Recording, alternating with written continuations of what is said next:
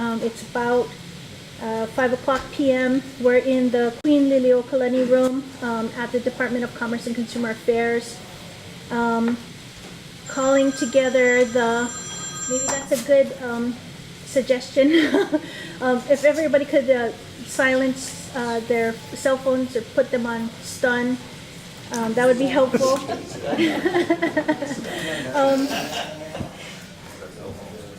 So we have with us our 3 CAC members, our Cable Advisory Committee members, Jerry Silva, Tim Bryan, and Scott Wong. And I greatly appreciate you members making the time to come here, especially traveling from the Big Island to come here to help us on short notice. I know that this is a small room and cannot accommodate everybody, so we're going to do our best. Again, we were trying to work on short notice because there was a limited amount of time before the time that the digital transition was to occur, and so we are using the biggest room that we happen to have control over, and so we will all work together and get through this. So first, for our CAC members, I wanted to just double check, because my understanding is we were able to reach out to you to circulate minutes from our October 19th meeting. Wanted to make sure that no one had any corrections or other adjustments to that. Okay, so we will accept those minutes that are posted, and we'll kind of transition from old business to new business. So really the reason we all got together here was to kind of talk about Charter OTWC's migration of the public education and governmental access channels related to the digital transition. We have invited Charter to come to do a presentation to talk about the digital transition and some additional information. I did want to note that in the merger decision and order that the department issued, which was decision and order number 366, which was issued on December 17th of 2015, Charter OTWC, also known as Spectrum, indicated that it would undergo an all-digital network transition throughout its cable franchise areas in the state of Hawaii by November 10th of this year. As part of that transition, Charter OTWC was required to provide, among other things, at least 30 days notice of the transition to the affected areas and up to 2 digital transport adapters, or DTAs, or basic boxes upon request, depending on the level of service. And we did receive notice from Charter that they are intending to transition beginning on February 6, 2018, and to be completed on or around the first week of June on Oahu, with transition of the neighbor islands to follow shortly thereafter.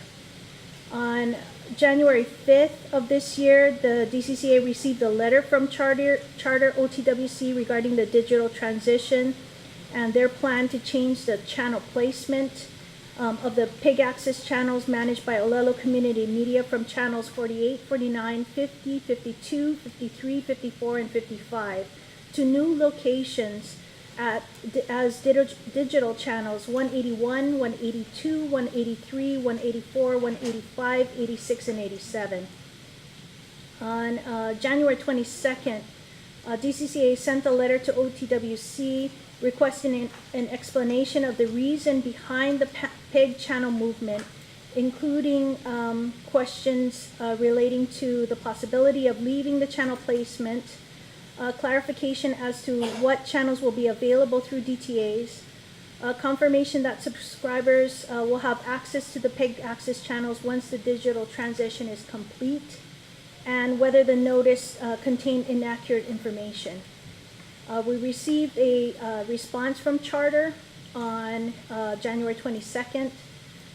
Yesterday, February 1st, DCCA issued a letter order expressing its concern over the movement of the PEG access channels and the impact such move will have on the communities.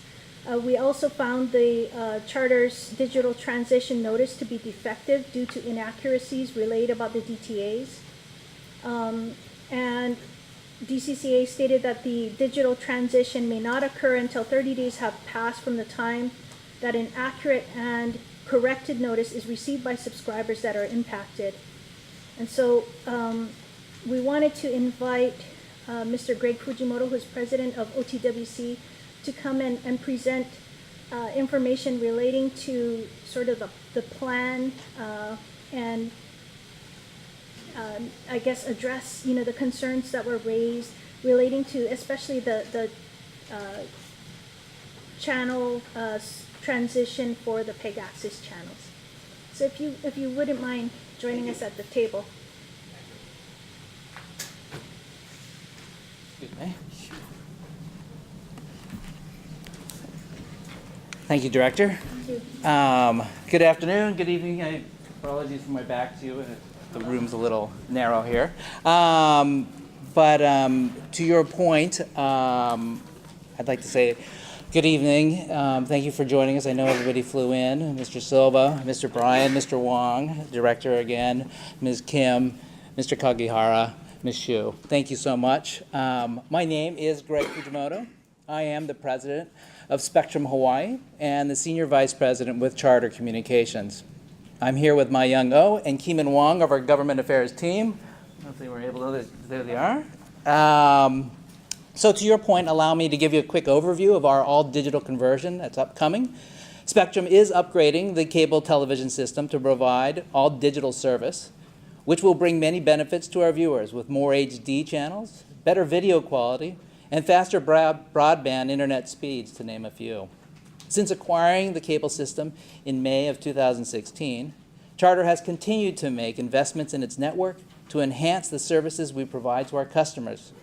These improvements include, but are not limited to, upgrading the cable system to 100% digital television, increase the base level of broadband service speeds, expand service to unserved or underserved areas, continue to expand hundreds of Wi-Fi hotspots to the public, and we're bringing low-cost, high-speed broadband service to help bridge the digital divide and televising local school, high school sports, and community events. Spectrum's upgrade to 100% digital is scheduled to begin on Oahu, Tuesday, February 6th, with the completion on this island in June of this year. The changeover will continue on the neighbor islands throughout 2018, with the continuation and the completion planned in November of 2018.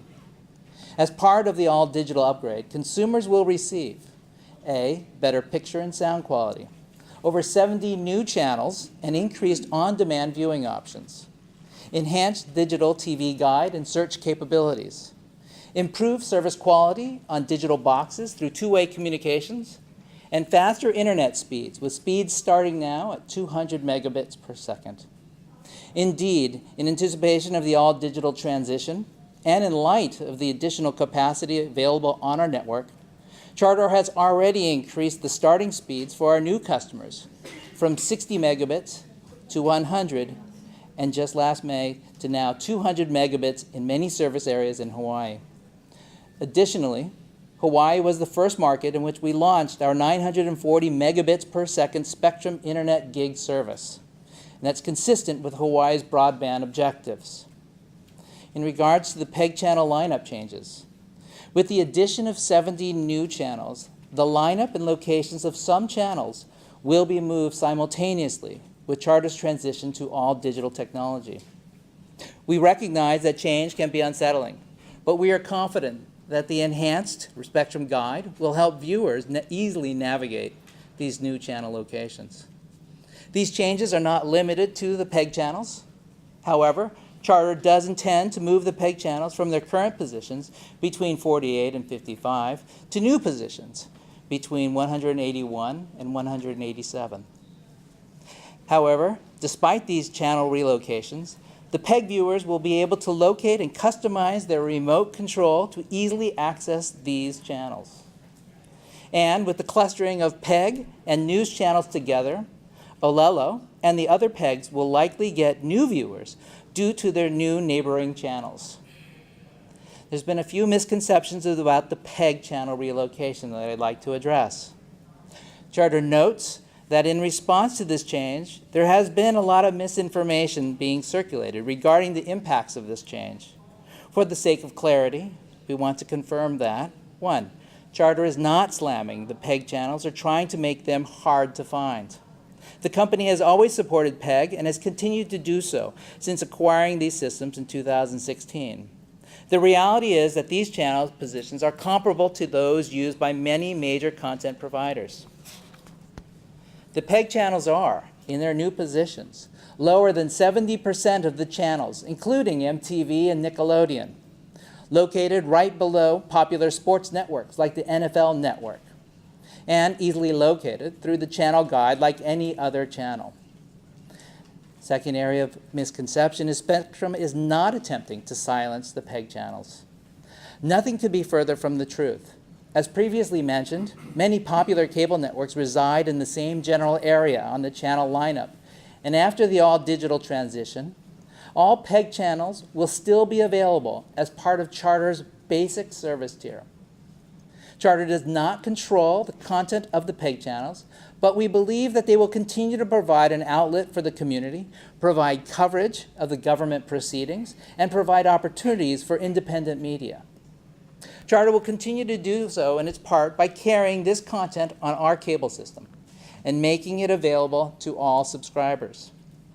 Customers, third point, will not need special equipment to view the PEG channels. Charter is confirming that once the digital transition is completed, all subscribers, including those with DTAs, will have access to all PEG channel access channels that are currently available to them today. Digital technology enables modern interactive services that have become the industry standard. Like other digital cable providers such as Hawaiian Telecom, digital cable technology does require equipment. This applies to cable service generally and is not unique to the PEG access channels. Further, subscribers are entitled to receive up to 2 set-top boxes at no cost for up to 2 years, depending on their current level of service. Spectrum has been very supportive of the PEG channels and generate millions of dollars each year to help fund their operations. Our proposal to ease this transition, in light of the concerns raised by the community and the PEG organizations during this transition, Charter is willing to, subject to resolution of all outstanding issues, offer the following measures to ease the transition and to address any confusion caused by the transition. First, we will move forward with the digital transition on Tuesday as planned, but we will delay the migration of PEG channels to their new channels for 60 days in order to provide those that received the original notice with a new one. We will enhance those notices to those customers to highlight the PEG channel relocations and to resolve any confusion about new channel positions.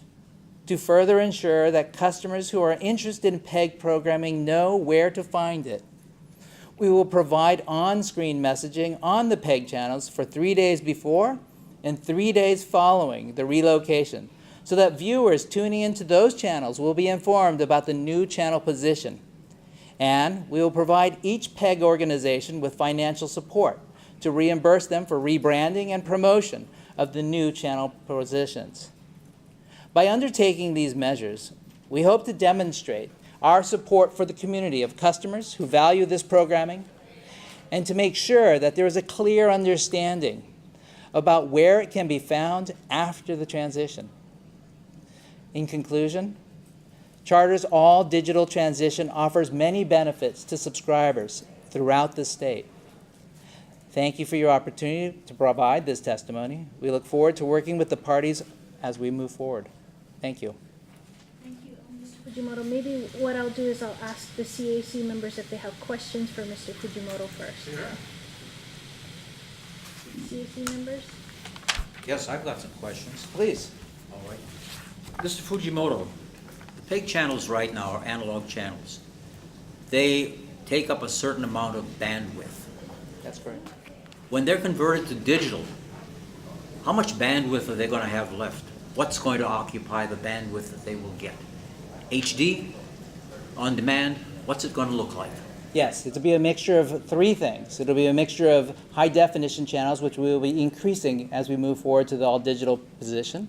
It'll also increase the availability of VOD, and it'll also finally increase and allow us to continue our migration of higher speed internet providing for the state of Hawaii. Specifically with respect to pay, Mm-hmm. are you telling us then that there will be an HD channel for each one of the PEG channels now?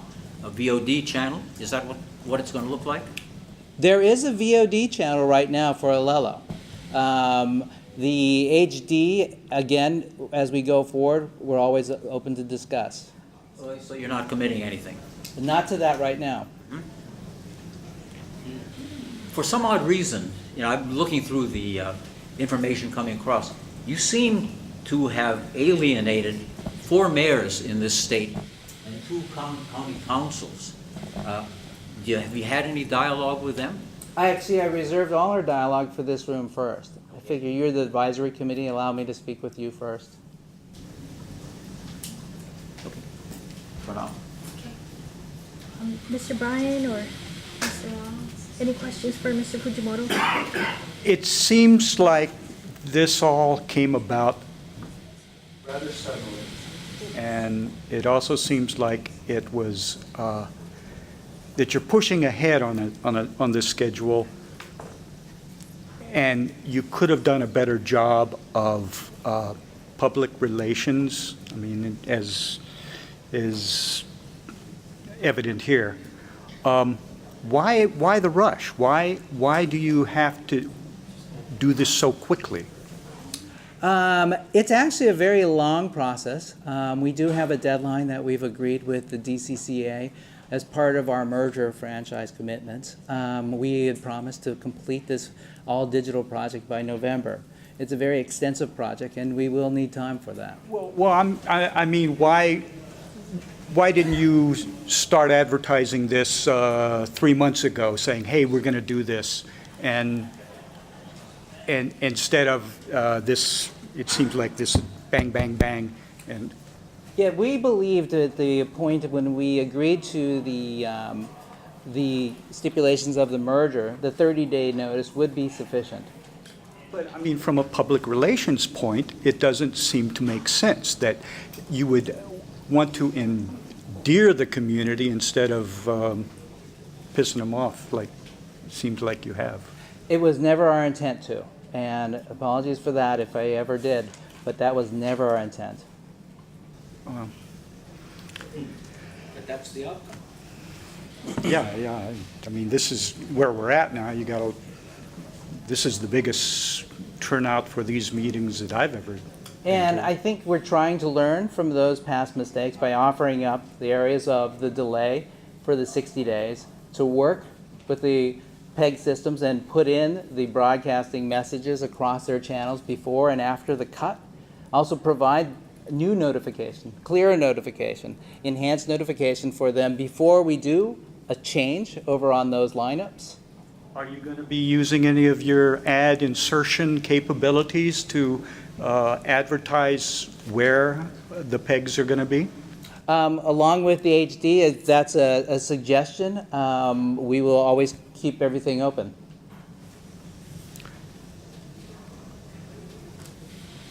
That's enough for now. Okay. My one question is the moving of the channels something that is needed for it to go digital, or is the moving of the channels something that is just a business decision of the company? Does it have to be changed for it to be made digital, as far as the channels are concerned? No, these channel moves allow us to recluster and what we call grooming the channels. We had to move channels, we had to move many channels to make way for our increased high definition, our increased VOD, and our increased internet. Those are the areas that consume, and what we're trying to do is release them for the public's use as we go forward and all our customers so they can get increased internet speed, more video on demand and more high-definition TV products. Second question is, will the channels 49 to 55 disappear, or is other programming will take those channels? There'll be other programs that take those channels. Excuse me? What programs? You know, once we come up to an agreement on that, we will, again, be able to notify everybody on that. I mean, right now, our position is to offer up. We will delay the PEG channel moves for those 60 days, to your point, sir, about getting it clearer, establishing a better communication flow so it doesn't seem abrupt. We will renotice everybody on that as well and use our technology to help drive banner advertising across that channels that move so they can be redirected to any new channels that they've been placed into. Well, again, it seems like you guys haven't really thought this through. I mean, you don't know what's going to be in the slot that is currently held by Right now, Olelo? what we're offering right now, again, is to freeze where they stand today for those 60 days. Now, for down the road, is this something that you guys are looking at for the neighbor island PEG access channels too? To move them from where they currently stand? Yeah, our intention would be to move the entire cluster so we don't have distributed and differentiated island channels. So you also said that that you're going to be moving the pegs to the news section. Is that so? What are their neighbors going to be? You'll be up in the, higher than the PEG access channels. You're going to have immediate below them, you'll have the CNNs of the world, the MSNBCs of the world. Immediately above them, you're going to have a great neighborhood we'll have the sports areas. So you'll have the NFL network, you'll have the ESPNs, you'll have Major League Baseball channels up there. So we think it's just as valuable realty space as the space that they currently occupy. If that's the case, then if the space they currently occupy and the space you want to move them to is basically on parity, just curious about this. I think the PEG's concern probably is that, number one, you are reclassifying channels by genre. Is that right? That's just in efforts to make it searching easier. I mean, with the hundreds and hundreds of channels that we do offer, it makes it a little easier when we put them in a cluster or a neighborhood of news that they follow into that same vein. To my point then, the question is this. All of the channels we're talking about represent local programming. Yes. What keeps you from clustering them as local programming? I'm sorry. Why is it better to move them than to keep them with other local programming?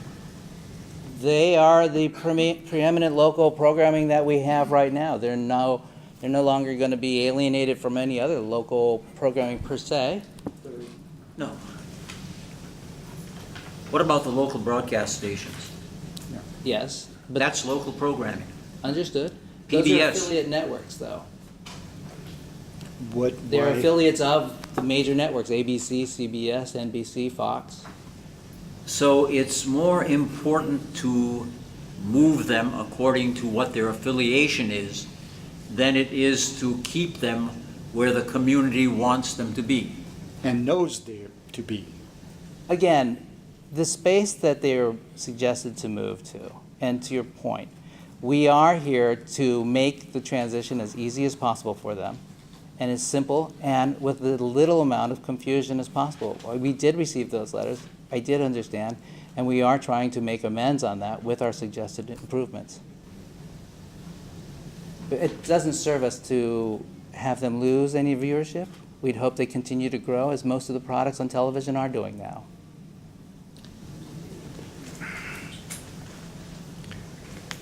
I guess I just don't get why it had, what Jerry said as far as you have everybody knows in the local, including the TV stations and why do you want to change that when everybody here and knows where that is?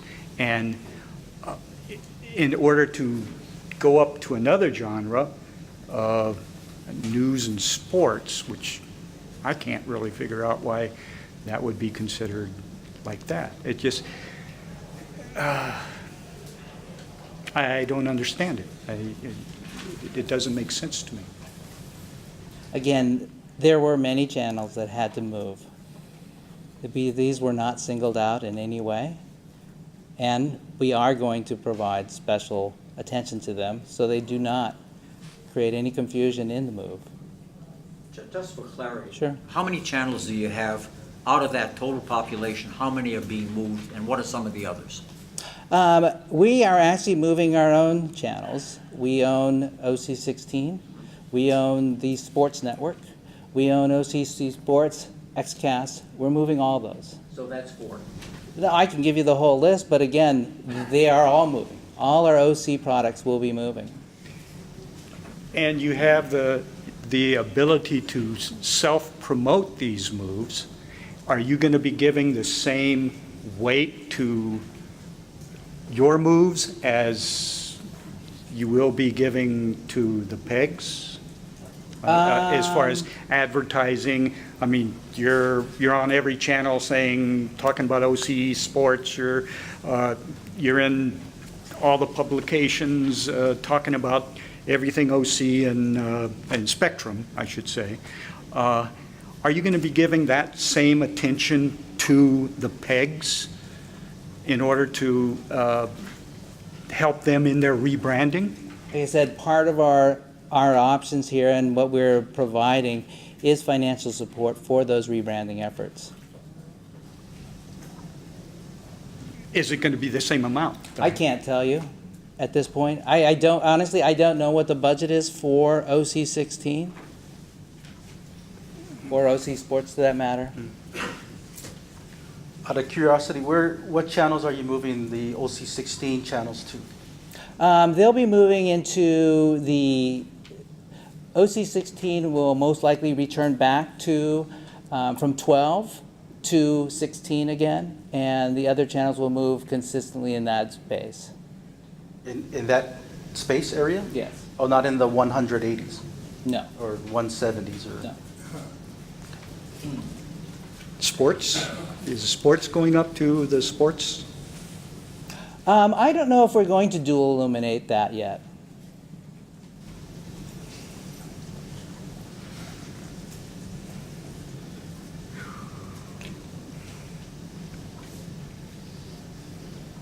I again, and I don't mean to be disrespectful in any way, but it seems like there's a lot of questions that are not being answered as far as these little details, and you would think that a corporation like Charter would have this stuff all worked out beforehand, and it just doesn't feel like that with me. Well, these offers are relatively new to extend the 60-day notice, the notification itself, the re-notification to the customers, and put the scrolls back onto the television before they move and after they move. The valuation is hard for me to do a comparison between one private property and Olelo's.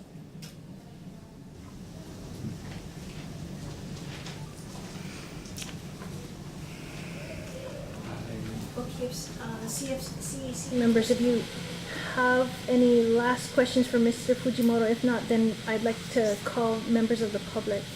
Last questions for him? No? No question. Maybe just one comment. I understand that as a company, as a corporation, you do have your rights of managing your channels and your stations and your service the way that you see fit. And it may be a business or a technological decision for you guys to do to acquire the goals and the missions of what needs to be accomplished for the channel and the community. But I think it comes down really, especially in business, is it a Is it a moral decision? Is it something that is going to be for the good of the community and the people? Is basically what it comes down to, and then that's something that has to be decided with your guys' company. But yet, the community is here to voice their opinion, and we hope that in the future, and we with the offers that you did give to extend 60 days and whatnot, and still work with the people involved, I think that's a great gesture, and I'm anxious to hear from the community on what they have to say. No, I appreciate your patience in this, and we will take definitely, as you suggested, the consideration of the HD channel addition to this as well. Thank you, Mr. Fujimoto. So I'd like to hear from the public, or have the public present to the CAC members and to the department. I'm going to call sort of 3 names just so we can start queuing people up. I'm asking everybody if they could limit their time to 2 minutes. We've already got 70 people, who have signed in, and so we, need to move as quickly and politely as we can with each other. So the first 3 that I see are Robert Guarino, Keone Alvarez, and Marge, looks like Streb. So Robert Guarino, Keone Alvarez, and then Marge Streb, first 3 folks. Is Mr. Guarino around? Yes. Oh, thank you. Please, sir. May I sit? Could I talk about Olelo and not talk about the changes that are happening? Am I allowed to do that? Sure, yes. With your permission? Sure. With your permission? Thank you. In 2005, February 5th, I wandered into Olelo and took their classes, first their introductory course and then their classes, to learn how to work at a television station. This had been a dream of mine for years, but I never got the chance to do it. When I went into Olelo, they gave me that chance. They taught me how to use the equipment, how to edit, produce, direct, and from that, and since then, I have been creating television shows for them for the last 13 years. I've enjoyed working with Olelo. They fulfilled a dream of mine, and they continue to do so, which I enjoy so much. I have made several television shows, all music, by the way. When I was still learning how to use Olelo's equipment, I finally got qualified to use their big studio. And when I went to a dear friend of mine and told him, I said, what do I do now? I can use this studio, but I don't know what to do with it. He raised up his hand, he looked at me, and he said, you can do my band. So after that's where it all started. I did the Eric Peterson band, huge. God, what a setup. From there, I went from the Hawaiian International Jazz Festival and had a series with that. Then I went to the Kani Kapila Music Festival and went for a long ways with that. Then the Hawaiian Islands Music Festival, it changed again, and that's where I've been ever since. And the new one coming up now is Hot Rock TV Hawaii. So I've been through a lot of changes. Olelo has helped me immensely. Okay, never mind. Well, anyways, Olelo has helped me, and I've never been happier. Whenever I go to like edit my shows. Just letting you know your time is up. So maybe you want to give like a quick summary of why you are interested in the paid channel placement. I really don't want to see that change at all. A lot of people don't have the capacity on their televisions with basic cable to go to 185, 187, and everywhere else out in the galaxy. They're pretty restricted to what the basic cable brings into them. I have a TV set that's really nice, I just bought, and basic cable doesn't go up that high when I programmed it. So Thank you. And again, I apologize because I called Keone Alvarez and Marge Streb, but they actually did not sign up to provide comments. So next up, thank you, Mr. Guarino. Next up actually will be Avery Jenkins and Kat Tracy, followed by Sanford Inoy. So Avery Jenkins, Mr. Jenkins. Hello. Hi. I brought copies of letters from the mayor of Maui, the CEO of the organization that I work at, Akaku, Maui Community Media, and of course my own testimony in here. And I was going to read from that, but after hearing the comments from Spectrum, I cannot. I have serious questions, and these questions have to go with trust. Look, not too long ago here in the state, we had a very interesting story happen with the 30-meter telescope. And we'll remember that within the last couple of weeks, the Hawaiian language was not recognized in a court of law, although that it stays on the state charter. So, when I think of outsiders coming into Hawaii, myself included, I have to think about, do we come in and displace those that trust us to make sure that their home is their home? Not just come in and pick up a mom and pop shop off of one street, move it a couple of blocks away and hope that everybody trusts that that process is done above board. But what we are in right now is a situation of mistrust. I don't trust going as a peg center into the outer reaches of the dial. I don't trust being grouped with news. Because let's face it, we are in a political environment these days, whereas people's trust in mainstream news and media is at an all-time low. So you're telling me this is prime real estate? How could it be? And you're putting us right up against paid access sports channels. Who in their right mind in a local community is going to have the money for the NFL channel, for the MLB channel?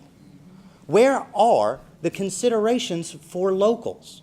And I know, look, I'm not local, but where is that consideration? That's all I'm asking. I leave in comments with the mayor's statements, our CEOs, and mine for your reading. Thank you. Thank you, Mr. Jenkins. Next will be Kat Tracy, followed by Sanford Inoy, and then Jay Robertson.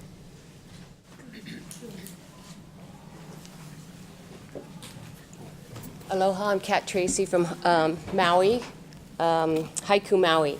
I'd like to state that I oppose the quote-unquote discretionary decision on Charter's side to move the Olelo channels to a completely erroneous tier and unrelated channel numbers to those they are currently well known to inhabit, both analog and digital, into the 180 tier.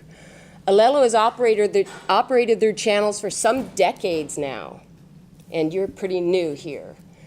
And like all the community access channels in Hawaii, they have established their identities in their respective communities by those channel designations. It's unfair discretionary decision-making by Charter, given that they are not moving other local channels. Even with their reasoning to group so-called genres, how is community access not local television in the same way as Hawaii PBS or locally originated broadcast channels?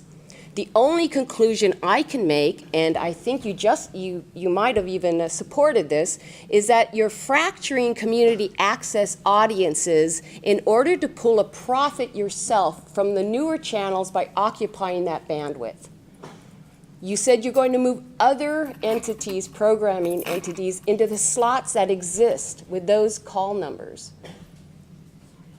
There's no reason for that unless you think that there's something you can pull a profit from more than PEG access. In 30 days, even 60 days notice, there's not an organization who can successfully, after decades of running business, rebrand themselves without losing clients, audiences, or businesses in that amount of time. I kind of hold the DCCA cable division accountable for some of that. I believe you're part of the problem because you've been protecting the rights of the franchise holder over the consumers and the general public. This is no secret given the lame and vague franchise terms put in place after all the public testimony given to you during the public hearings at all the hearings that took place on all the islands. Testimony asking you to place the sole cable franchise operator in the state's feet to the fire in respect to the public's wishes. Instead, either by ignorance or indifference, you have language that gives them much discretionary decision-making that should have been mandates. We wouldn't be here today if the language was clear from the outset. Out of the billions of dollars pulled out of the state of Hawaii from cable revenues, it's obvious that the state is in bed for tax monies generated into their coffers. Is it trickle down that makes the DCCA cable division impotent?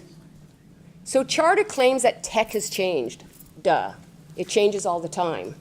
Okay, so you can claim that consumers and subscribers will benefit from better HD signal quality and broadband speeds.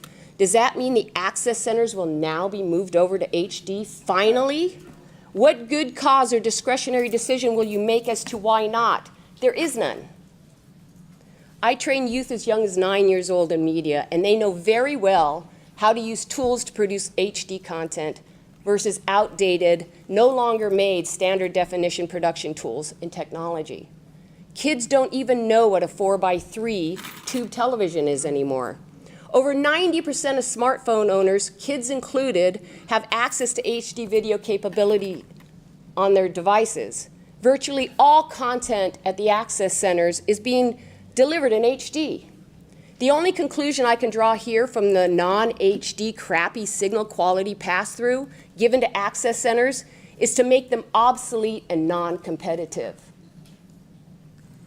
The message is that our community stories are second-rate, undeserving of current technological advances, technology that you know you have, that you could easily give to the access centers. Case in point, I produce a local television show. I overheard one of my underwriters tell a guest, it doesn't look so good once it airs, but once it gets posted to the internet, it looks better. To make them feel like, hey, you didn't waste your time being on the show, even because we know how shitty it looks. All of this is baloney. Your game, the intentions, it's selfish. Charter, you're a poor corporate citizen. You are offering nothing back to the peoples of Hawaii unless they're paying clients. Even those services that you purport to have for 200 megabits per second broadband, that's chump change. Though we know you will make more than that off the consumers of Hawaii and take it all off island. DCCA Cable Division, flex some real muscle for the people. Your kowtowing is getting old and annoying. Stop the go-along, get-along mentality and recognize you need to meet this national corporation with shrewd acumen. Keep the aloha spirit for the Hawaii people. Thank you. Sanford, Illinois, then Jay Robertson, then John Martin. So Sanford, Illinois, Jay Robertson, then John Martin.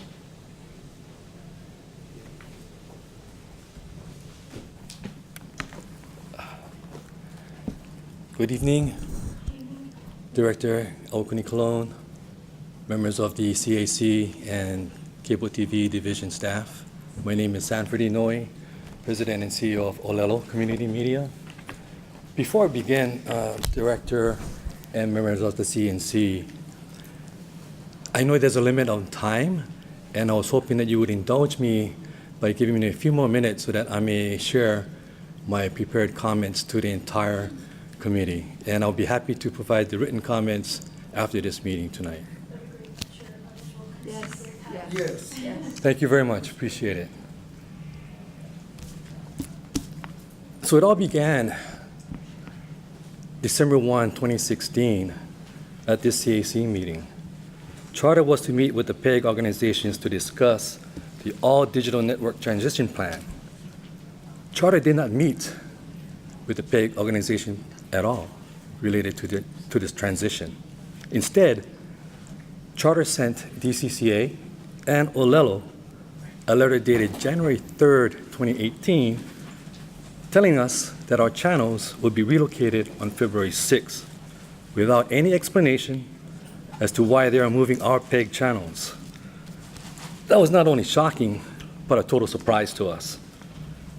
As stated in my letter of January 12th, 30 days notice to rebrand and communicate the new channel locations is unrealistic, impractical, and impossible. I want to be clear though tonight. There are a lot of supporters here from Olelo, from the community, and we heard from Charter. And disappointingly, the representative from Charter Corporate is not here tonight, and I was hoping that they would have a representation here so that they could see and hear all the support from the local community.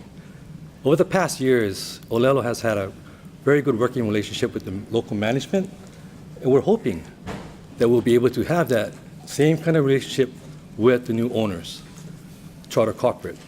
But however, since I sent the letter on January 12th of this year, I have not yet received a written reply from Charter Corporate. Charter is stating that the channel changes will enhance the subscriber viewing experience and allow the company to remain competitive in the marketplace. That's from the February 1st, 2018 Star Advertiser article. Charter also states that leaving our PEG channels where they are would be inconsistent with Charter's national programming strategy, and it would not be the best way to meet the needs of our customers in Hawaii. Again, Charter's letter dated January 29th to DCCA. National programming strategy. So, Charter's national programming strategy is to channel slam all PEG organizations in a national footprint. Charter has a track record of channel slamming PEG organizations in several states, including Missouri, Wisconsin, Massachusetts, Minnesota, and now most recently, Maine and Hawaii. Charter states that leaving our PEG channels where they are is not the best way to meet the needs of our customers in Hawaii. That just does not make any sense. Where is it that the current local channels do not meet the needs of Hawaii customers? There are numerous letters of support urging Charter to not move our PEG channels, including the mayors of each of the 4 counties, city and county council members, state legislators, viewers, client producers of PEG organizations throughout Hawaii, and the list goes on and on. Here's the real reason Charter is moving our PEG channel. Charter doesn't care about PEG access and has shown its animus with its track record of channel slamming PEG organizations in several states, as noted earlier. Moving our PEG channels has nothing to do with its digital migration. Let me illustrate.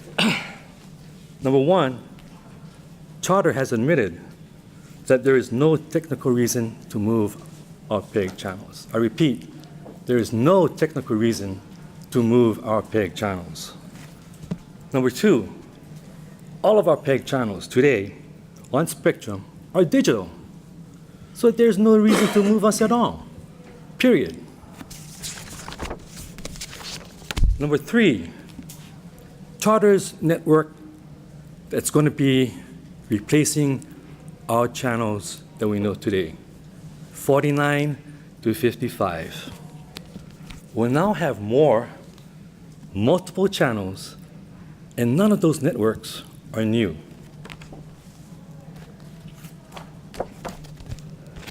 This is what it looks like. The new occupant for channel 48 is A&E. Today, they are on 547 and 1547. Come February 6th, they'll have number 48, 3 channels for the same network on the same system.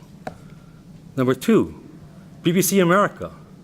Today, they're on 341 and 1341. On February 6th, they'll have channel 49. Again, 3 channels for one network. Bloomberg TV, currently today on 118 and 11:18. February 6, it'll occupy channel 50. Again, 3 channels for one network.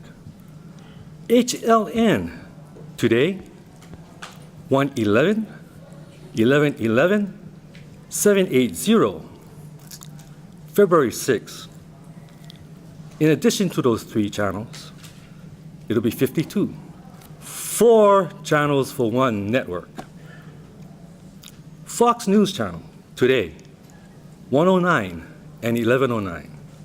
On the 6th, add 53. Again, 3 channels for one network. Fox Business News today, 108 and 1108.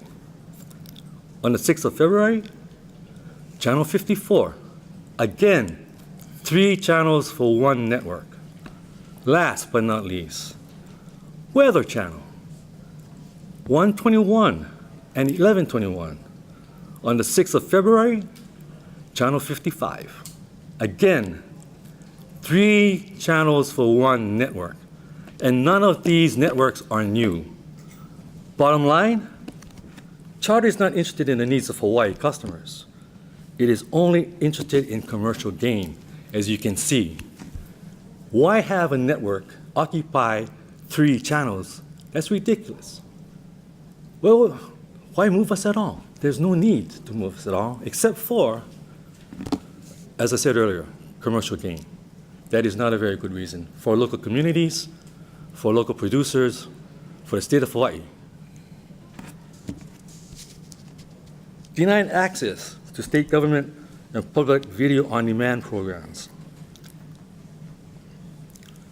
Charter stated that even with the digital migration, customers with DTAs will not be able to view VOD Channel 50, which is government programming, and VOD Channel 52, public VOD programming. If viewers want to view those channels, they will need to subscribe for a more expensive cable box. Charter states that interactive cable boxes will be offered at no cost for a limited time, without stating for how long before subscribers will need to pay for those boxes. Again, I refer to Charter's letter, January 29th, to DCCA. Effectively, Charter has placed a barrier to accessing government and public VOD content. This should not be allowed to occur. The government and public VOD channels provide legislative hearings and sessions, governmental meetings, etc. They need to be on the basic service tier and accessible to all subscribers without additional cost. The effective notice to subscribers. We heard earlier related to the DCC's order to re-notice the customers. Thank you very much. That's very helpful to the subscribers in providing them with clear and concise information as to what's happening to the channel programming.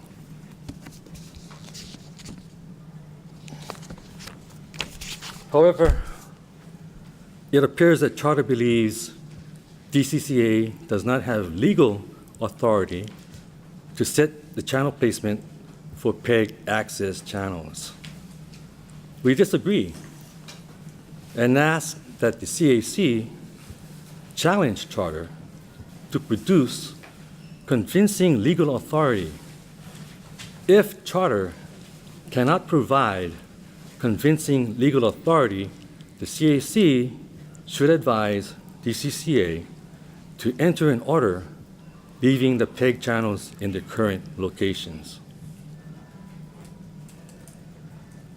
You're going to hear a lot of impact to viewers, to local programmers tonight. But let me just share you one point of view. PEG access channels are the only local channels targeted by Charter to move to what I call digital Siberia, the only local programming channel. What Charter fails to recognize is that by moving our PEG access channels to a desolate location, our local community producers will be greatly impacted financially and emotionally. There are community members, volunteers who produce an average of 5,000 hours of local content a year. 5,000 hours of local content a year that they produce and share to the greater community on the Olelo channels. They pour their heart and soul, time and resources into their programming. By moving their programs into digital Siberia, they will lose their viewership, incur costs related to rebranding their programs, a brand that is known throughout our communities. Our community producers will lose their identities, and we force them to start all over again. That is patently unfair and totally unnecessary. We urge Charter Corporate to do the right thing and leave our PEG channels where they are. We ask that the CAC and DCCA do all you can to protect the public interest in not allowing Charter to relocate PEG channels on Oahu, the Big Island, Maui, and Kauai from where they are located today. Thank you again for the opportunity to present our comments to the CAC and also to the DCCA. Thank you very much. Thank you, Mr. Inoue. Mr. Jay Robertson, and then John Martin. Good evening, Director and CAC members, and Mr. Fujimoto. Thank you for coming here. I will be real brief because I know Kat took some of my time and I allocated some of it to Sanford, but I am in abjectly against this move, and for a variety of reasons. One, when they're recapturing the analog channels that we've got, they are taking a lot of real estate, some very valuable real estate, and instead of becoming a benefit, which should be part of the right-of-way agreement for the use of our expensive public rights-of-way, they're turning it into a revenue-generating stream for themselves. The PEGs benefit not at all from this. What's going to happen is more video on demand, more expensive channels. Another thing I want to look at is allegedly putting us in a place where we've got good neighbors. Currently, there's no programming in the 170s. There's no programming in the 190s. So there's nobody even next to us. And if we're going to be close to the sports, that is a paid platform. You have to spend extra money to get that platform. Now, we are hyper-local. We are the most local entity there ever is. So why aren't we with the locals? If OC16, which, by the way, was a copycat of PEG channels when Oceanic Time Warner realized the value of local programming, they started OC16 and started copying many of the things that Olelo was doing. And it turned into a wonderful opportunity for them. Shouldn't we be next to them?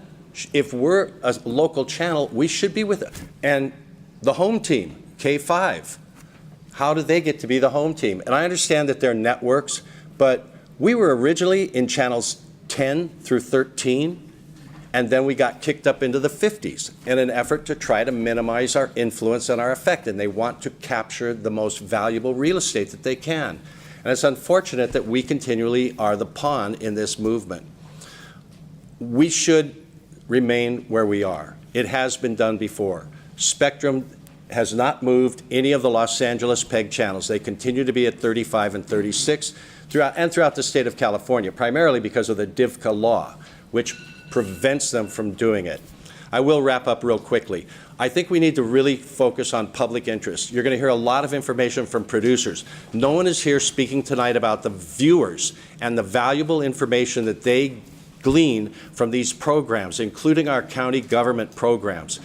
This is a disenfranchising effort that's going on, and it should not be allowed. And I know we're toothless in this fight, but I would hope at some point, somewhere, someone will stand up for the public interest. Someone will stand up for the consumer. Somebody will help the values of Hawaii, because that's what makes our state unique and a place where we all love to live. We need to recognize the value system here and honor that. Thank you. Thank you. Thank you, Mr. Robertson. Next up will be John Martin, followed by, looks like Kane Hussey, and then Larry Geller. Mr. Martin. Okay, I think I'm one of those people who many, many years ago when Olelo and all this first started, we used to be in just one little room where they had a camera set up where you could go in for 15 minutes, I think it was, and say whatever you wanted to say, and if possible, somebody might actually see it.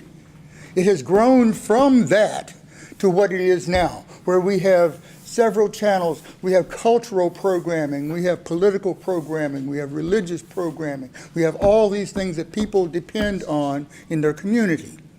Now, if I have to speak to some of my neighbors who like to watch my show, who come on, who are new at this whole thing, to say, oh, you got to find this, and now you need a new box. Like, for example, I moved this month in January. The guy from Spectrum came to collect my cable, and he says, oh, by the way, your television won't work after the end of, by February. Like, what? If you want basic cable, I'm sorry, it doesn't work. You have to buy a new HD television. There are a lot of people in that category as well.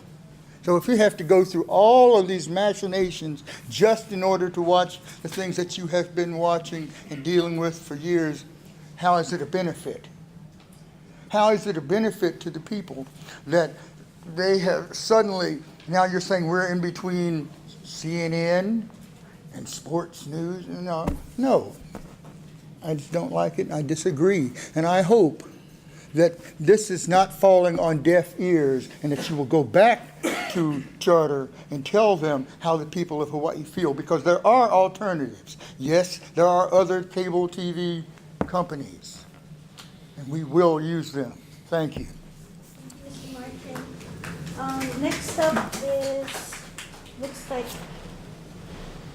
I can't tell if it's Kane or Kaeu Hussey, followed by Larry Geller. I apologize, I can't quite read some of the handwriting. Hi, ma'am. I'm not Mr. Hussey. He let me go before him. My name's actually Micah Alameda. I'm from Hilo. I have to catch a flight, so he was kind enough to let me come before him, so thank you. My name is Micah Alameda. I'm from Hilo, Hawaii. I work for Olelo TV. I'm actually here to present the official testimony of our president and CEO, Mr. Stacy Higa, who regrets for not being here. However, you have this testimony. We submitted it online yesterday, so I'm not going to reread it. I can't speak for him personally outside of his testimony because he operates at a different level than me. But as the marketing manager for Olelo TV, I can just speak to the wonderful work that we're doing. I heard how many testimonies talk about the kids, and we just recently ventured into doing high school sports on our island. And I mean, just as the marketing manager, I can't tell you how much joy that brings to us to market our keiki, and they're used as a political tool, as tools in many different areas every single day, but the chance that we have to market their talent, the unbelievable talent that we have on our island, is so fulfilling for me. And and we're shooting the BIIF championships next week for boys basketball, and we're marketing that, and I'm marketing that as the manager. And I mean, that's the best part of my job. And these kids, they don't get exposure on TV. I'd hate to say it, Spectrum has a contract for HHSAA tournaments, state tournaments. So when our kids do make it to state tournaments and they have round one on Hawaii Island, Spectrum won't come to the Big Island. They won't send a crew of 15 people to come and expose the talents of these kids, but we will, and we are. And under the new leadership of our president and CEO, just after he took on in 2015, we're doing big things. And my job as the marketing manager is becoming easier because people are now realizing who we are and what we do. And basically, the bottom line is, when you think of public access, that's who we are. When you hear the term public access, that's us. No other way can you be a normal citizen, and air a TV show on cable TV. There's no other way that you can do that aside from coming through us. So I just want to thank you for the opportunity to testify, and I just hope that you do what's best for the people of Hawaii. Thank you. Thank you, Mr. Allen. Next is Mr. Hussey.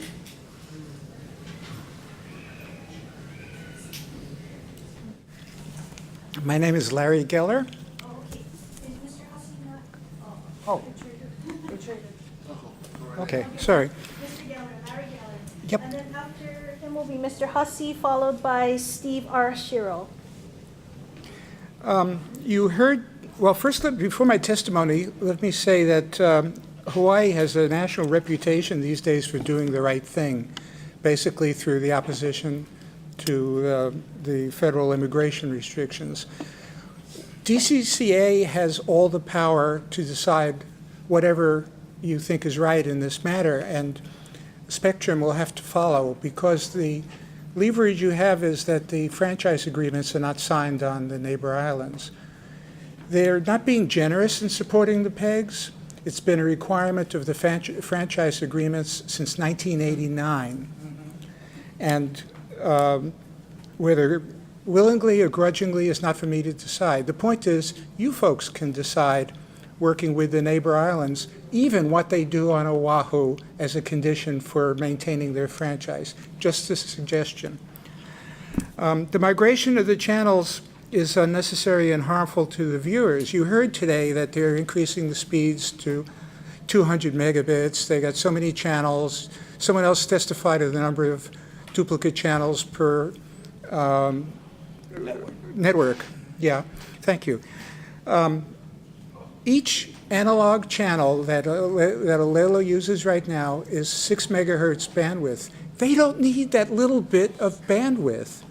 So the decision to effectively cancel the analog service is a business decision, not a technical requirement for digital conversion. I heard this morning, but wasn't able to verify, that Olelo is actually already on digital. Sitting here now, before my testimony, I looked up the channel lineup on my phone. Indeed, Olelo is there in the digital channel. So once again, it comes down to a business decision to eliminate the lower tier of service, which is the Olelo analog channels. And I understand the requirement to be to maintain public access channels on the lower tier is no longer in the Oahu franchise agreement. It could be in the others and imposed on Spectrum as a requirement for Oahu as well. Now, my testimony, you have written testimony, so I don't have to go through it, but my point of view is from the point of view of senior citizens. I am one. Many older cable subscribers will likely lose access to the programming they depend on. First, well, let me interrupt it. Hawaiian Telecom is keeping the channels as they are. I called up and checked. They're not making any change. It's not necessary for them, and I'm not saying that they're the same as Spectrum. But anyway, there's no pressing need technically to abandon the existing channels, and they don't need the bandwidth. What I'm afraid of is going to happen with regard to the senior population, and I speak as the past president of Kokua Council, a senior advocacy organization. I'm still on the board, but today I'm speaking for myself, but I have that experience. Many older people are not going to be able to install the cable box on their own. Many will. I mean, I just changed the battery in my tablet, but many people can't do something like that. My call to Spectrum yesterday or the day before, they said they'll install it for $49.99. Okay, but that's a lot of money to some people who are taking basic cable and living on a fixed income, and it's a bit of trouble, and some people don't understand it, older folks. They may not know what a wrench is. They may, but they may not. My grandparents couldn't do it. I mean, I could tell you that. So many older people are simply going to lose access to the Olelo channels. Now, it's not just all the nice programming that, by the way, my program's been on every night of the week, of the 5-day week, for 14 years. It's many people depend on it, and they call me when there's some transmission issue. They say, "What's going on with the sound?" I still get those calls. 14 years it's been on in the same place, and if somebody say, oh, you're going to have to put in a digital box, we'll send it to you for free, you can pick it up, or 49, many people are just going to lose access. And it's not just to my program, it's going to be to Capital TV, which is on the Olelo channels. And older people may not be able to get down to the legislature and sit still in a chair for 3-4 hours before their turn comes to testify. Last week, I wanted to give... Oh, I'm sorry. Okay, I'll wrap up. The Capital TV allows senior citizens to participate in the legislative process. I would hate to see them cut off from that. So basically, confusion, inconvenience, expense, disenfranchisement, that all could be avoided simply by leaving those channels where they are with no harm to Spectrum and eliminate the harm to everybody else, in particular senior citizens. Apologies for going over. Thank you. Mr. Hussey, followed by Steve R. Shiro, and then Dustin Malama.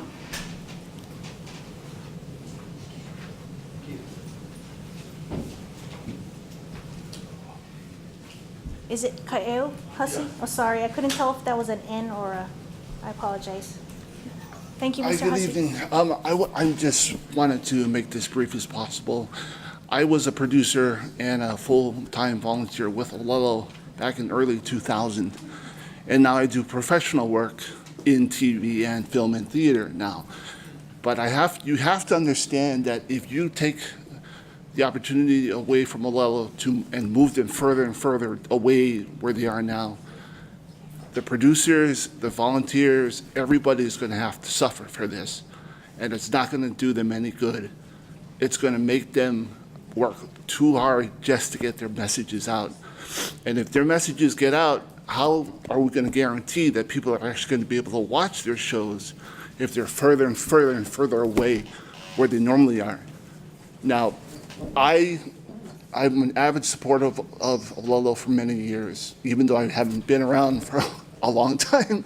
But you have to understand again that people trust Olelo for many, many reasons, and taking them away, higher in the ranks, is going to, their viewership is going to slowly disappear to where nothing's going to be there. And then people are going to end up suffering. Where's our stuff? And then they're going to end up with, oh, we have to buy a really expensive box that a lot of people won't know how to hook up. And that's going to end up causing a lot of the problems. And I, as a TV person myself, like I stated, I'm going to end up getting calls from my own friends asking where did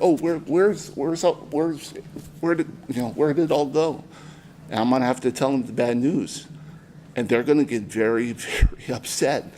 If they go further up the line, it's going to be very, very hard to get to them. And for the producers alone who spend their time and money and their energy to support, to produce shows, how are they going to be guaranteed that their stuff is going to be viewed? Because it's going to be hard if this actually does take place. So I strongly support that this does not happen.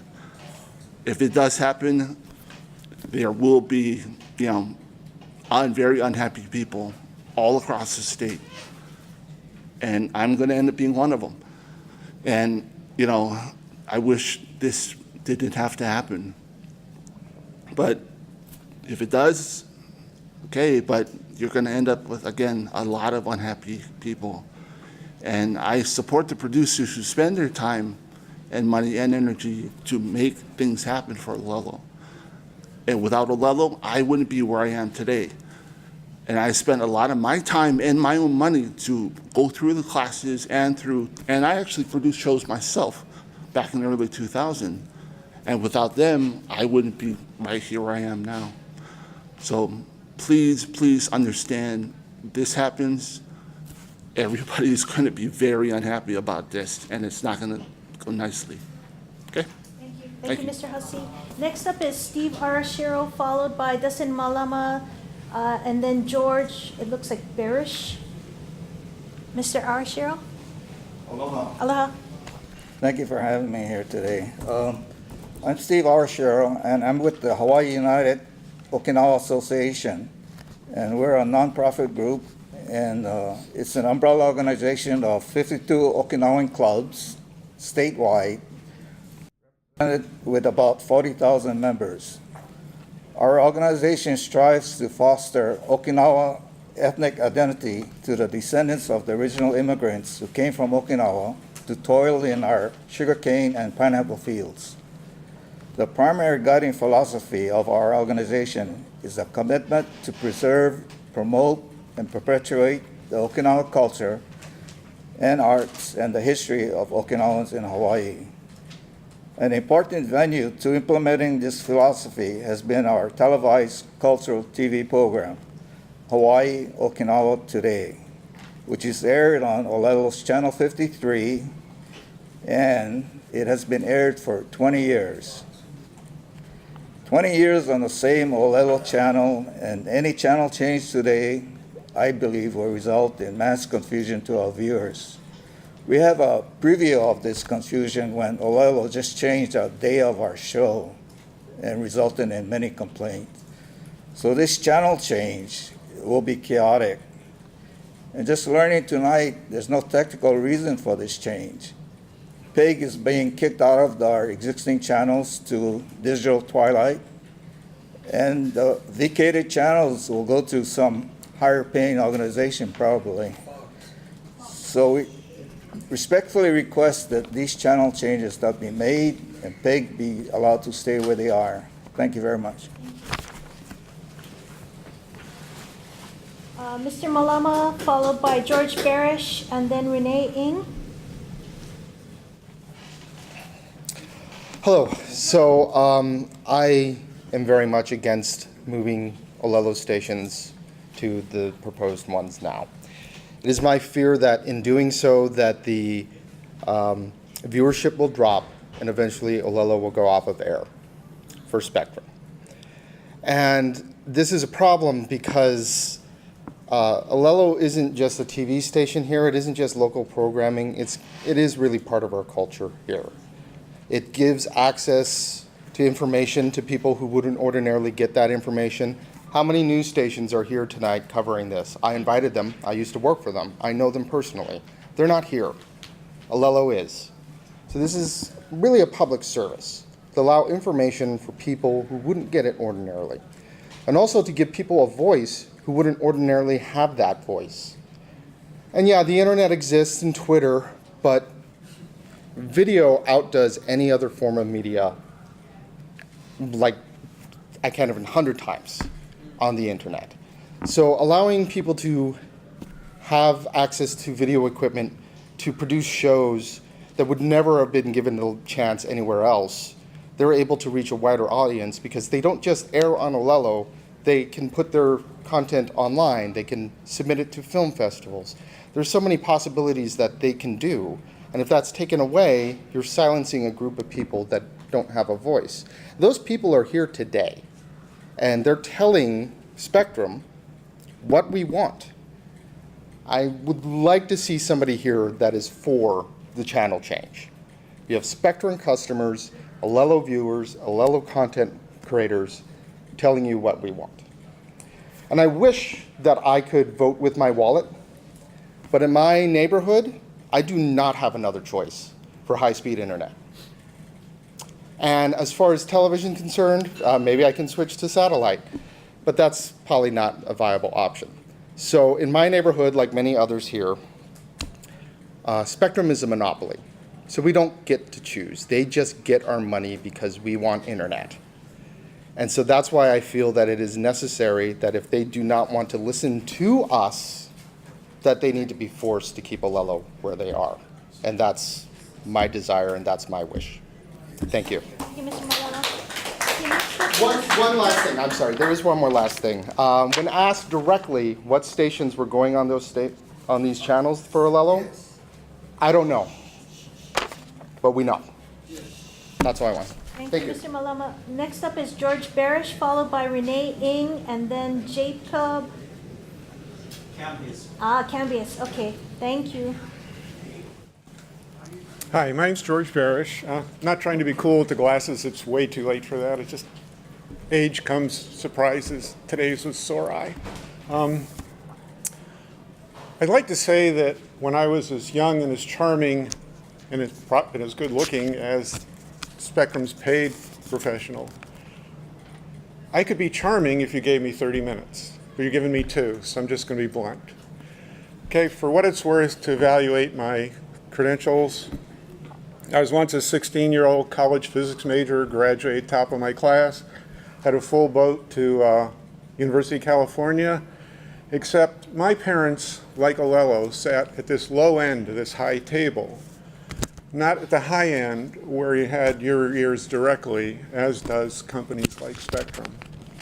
So instead, I got 5 years in the Army, no scholarship, 2 tours in Vietnam, Bronze Star, I think an Oakley cluster, I don't know what that is.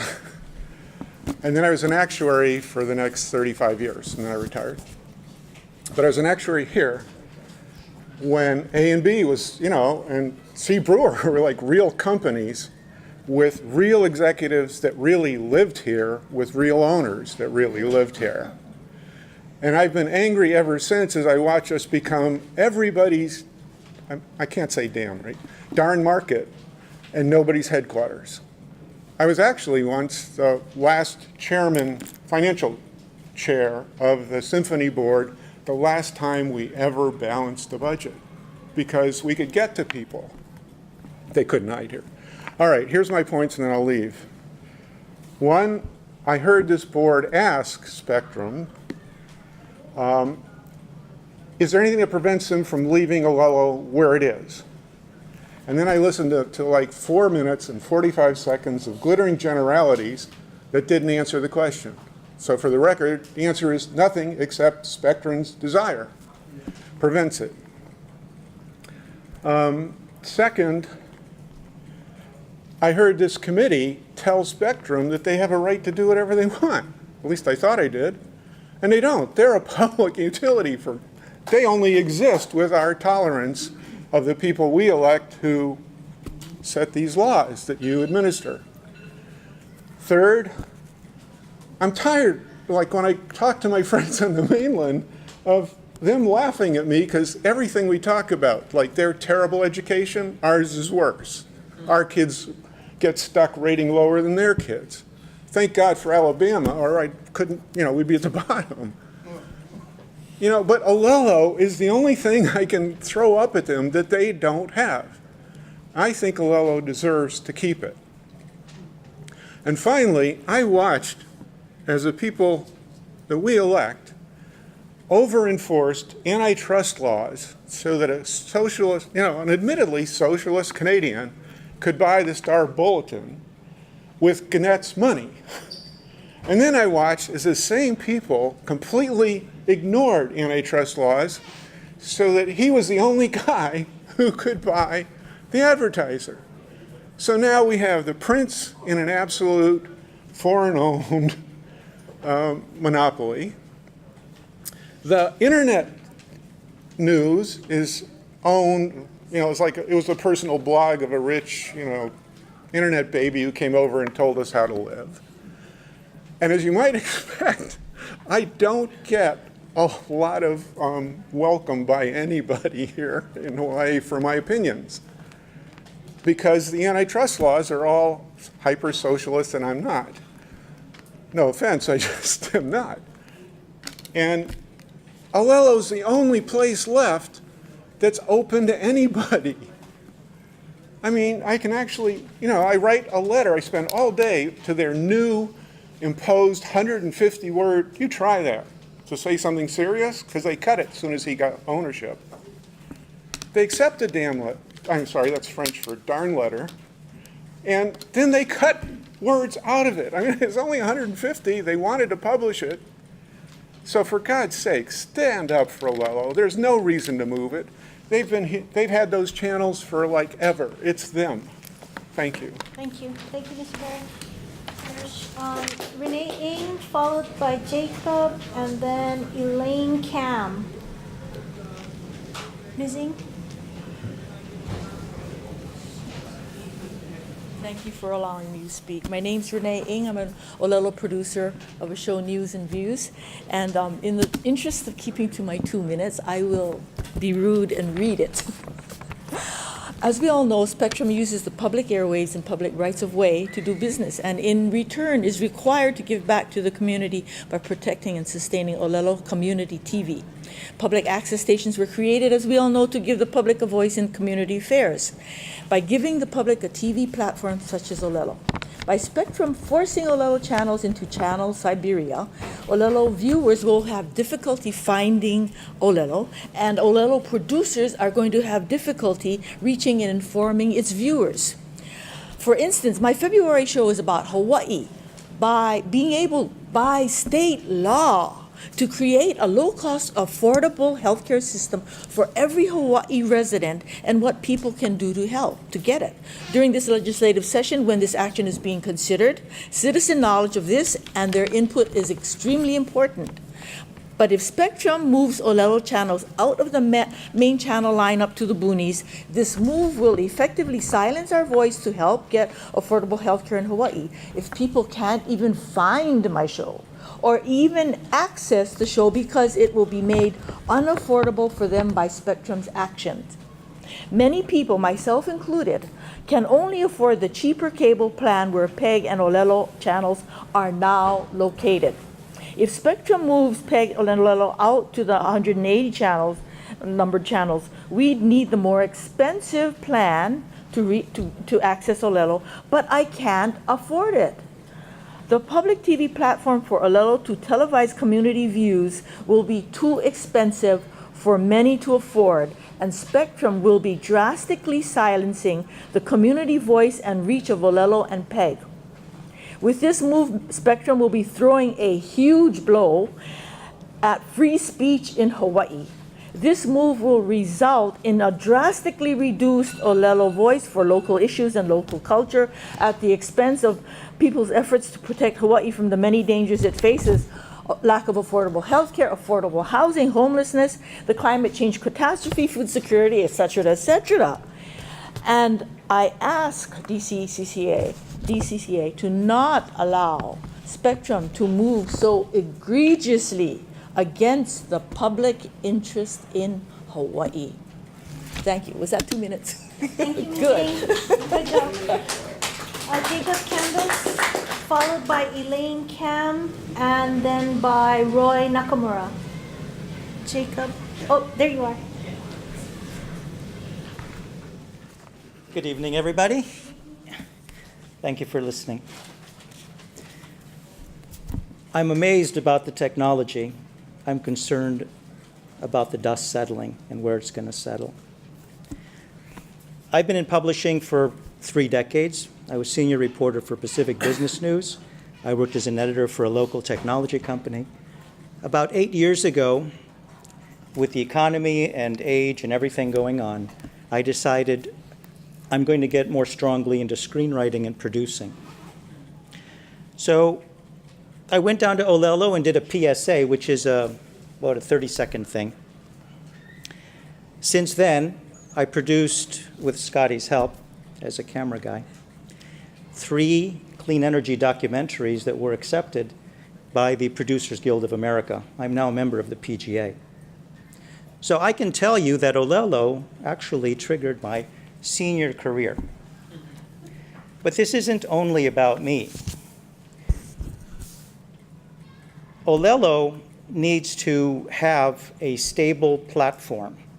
Why do we have to go through this every few years? We went through this a few years ago. Can't this part of this page be put into the regulatory environment for the good of the community? So anybody who comes in here knows that they have to keep us on the page here. Developers, when they come and develop real estate, they offer streets. They have to build a school.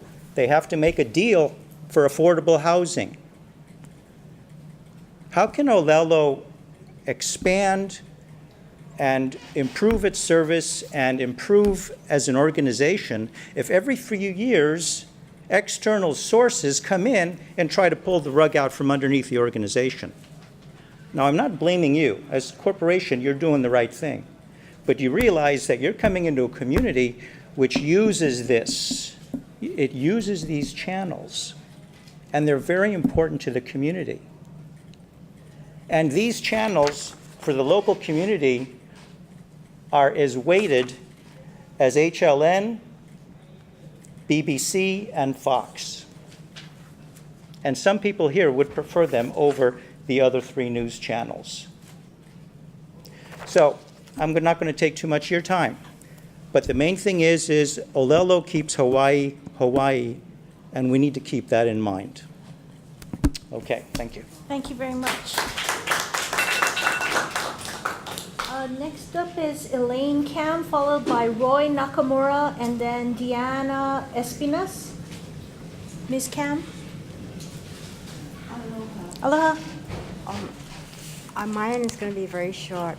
I did want to say that as a person that has been involved with Olelo, people have sometimes videoed my storytelling and things of that nature. It's a very friendly institution, and I would like for it to be kept that way. It's part of our identity of Hawaii, and I just hope that a newcomer will not, change it. And I could hear from everybody's comments that they are very interested in keeping it as it is. Thank you. Roy Nakamura, followed by Diana Espinas, and then Dorothy. Jack was ahead of me. I'm Roy Nakamura. Jack was ahead of me. Okay, so did you sign up? You'll find my name there somewhere. It's number 11. Yeah. Number 11 was Kaio Hasi. Okay, just state your name for, Yes. if you would, please. First, let me begin by saying aloha and good evening to you all. And thank you for the time and opportunity to address this important community issue, not only locally, but statewide.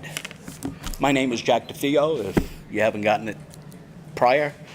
And my concern is that how this has been initiated from the beginning has not served anyone except Spectrum.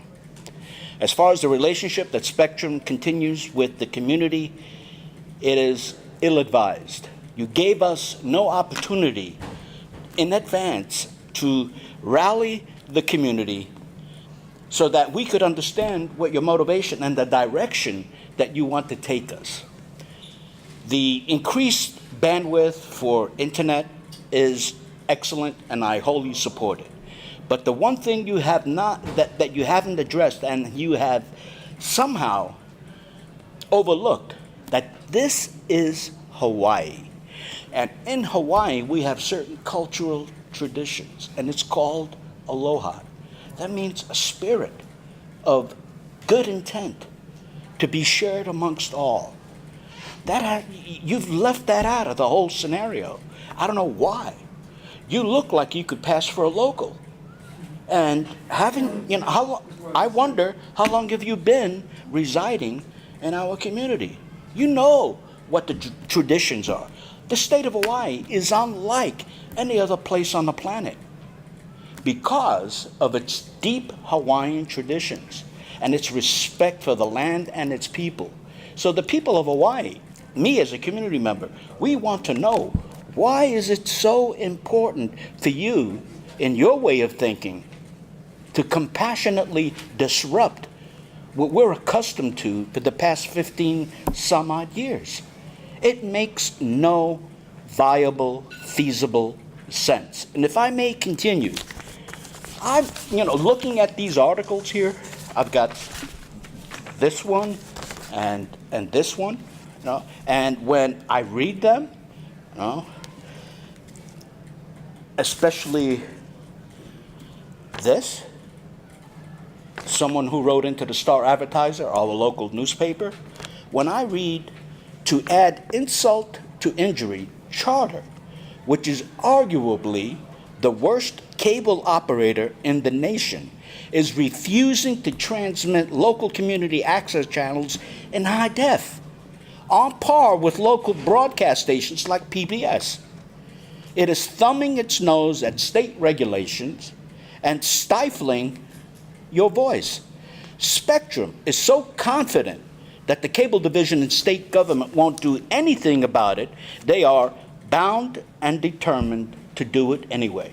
And this is what concerns me, that having all of this input, 60 days down the road, you're still going to do what you intend on doing. By listening to us tonight, you will not take it at heart and do the right thing. All we're asking as a community is let your conscience be your guide. You're hearing from the community how important this cable operation, this cable access called Olelo, it is our voice. It is our connection to talk about and discuss things that the mainstream media will not. That's why it's so viable to us. It addresses basic concerns of how we live and how we share and how we distribute information. Only Olelo, cable access station, can provide that to the community. And when you move us into what is being called digital Siberia, it is injustice that will be met by opposition. Thank you for the time. Roy Nakamura, followed by Diana Espinas, Dorothy Bona.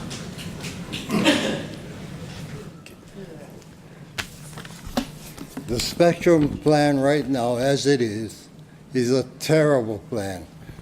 You see this chart right here? This is Spectrum's plan. This month, they're going to put in a black box. This, I called Spectrum. They said the first year is free. The second year is $8 a month. Now, we are senior citizens living on fixed income. Social Security gives us only $5 a month raise. Public housing is waiting for take $2 out of the 5. Now, Spectrum gonna come in and take $8. The $3 gonna be gone from our Social Security, plus $5 out of our pocket. So these people better change the plan or get out from Hawaii. Leave Olelo channel the way it is. This channel here is so simple. Versus how many, you count all these channels. If you press into this one, then you gotta go look into another one and another one. By the time, hey, I lost my place. Or I lost part of the show. Leave these channels alone. This is so simple. Anybody, even kids can tune into that.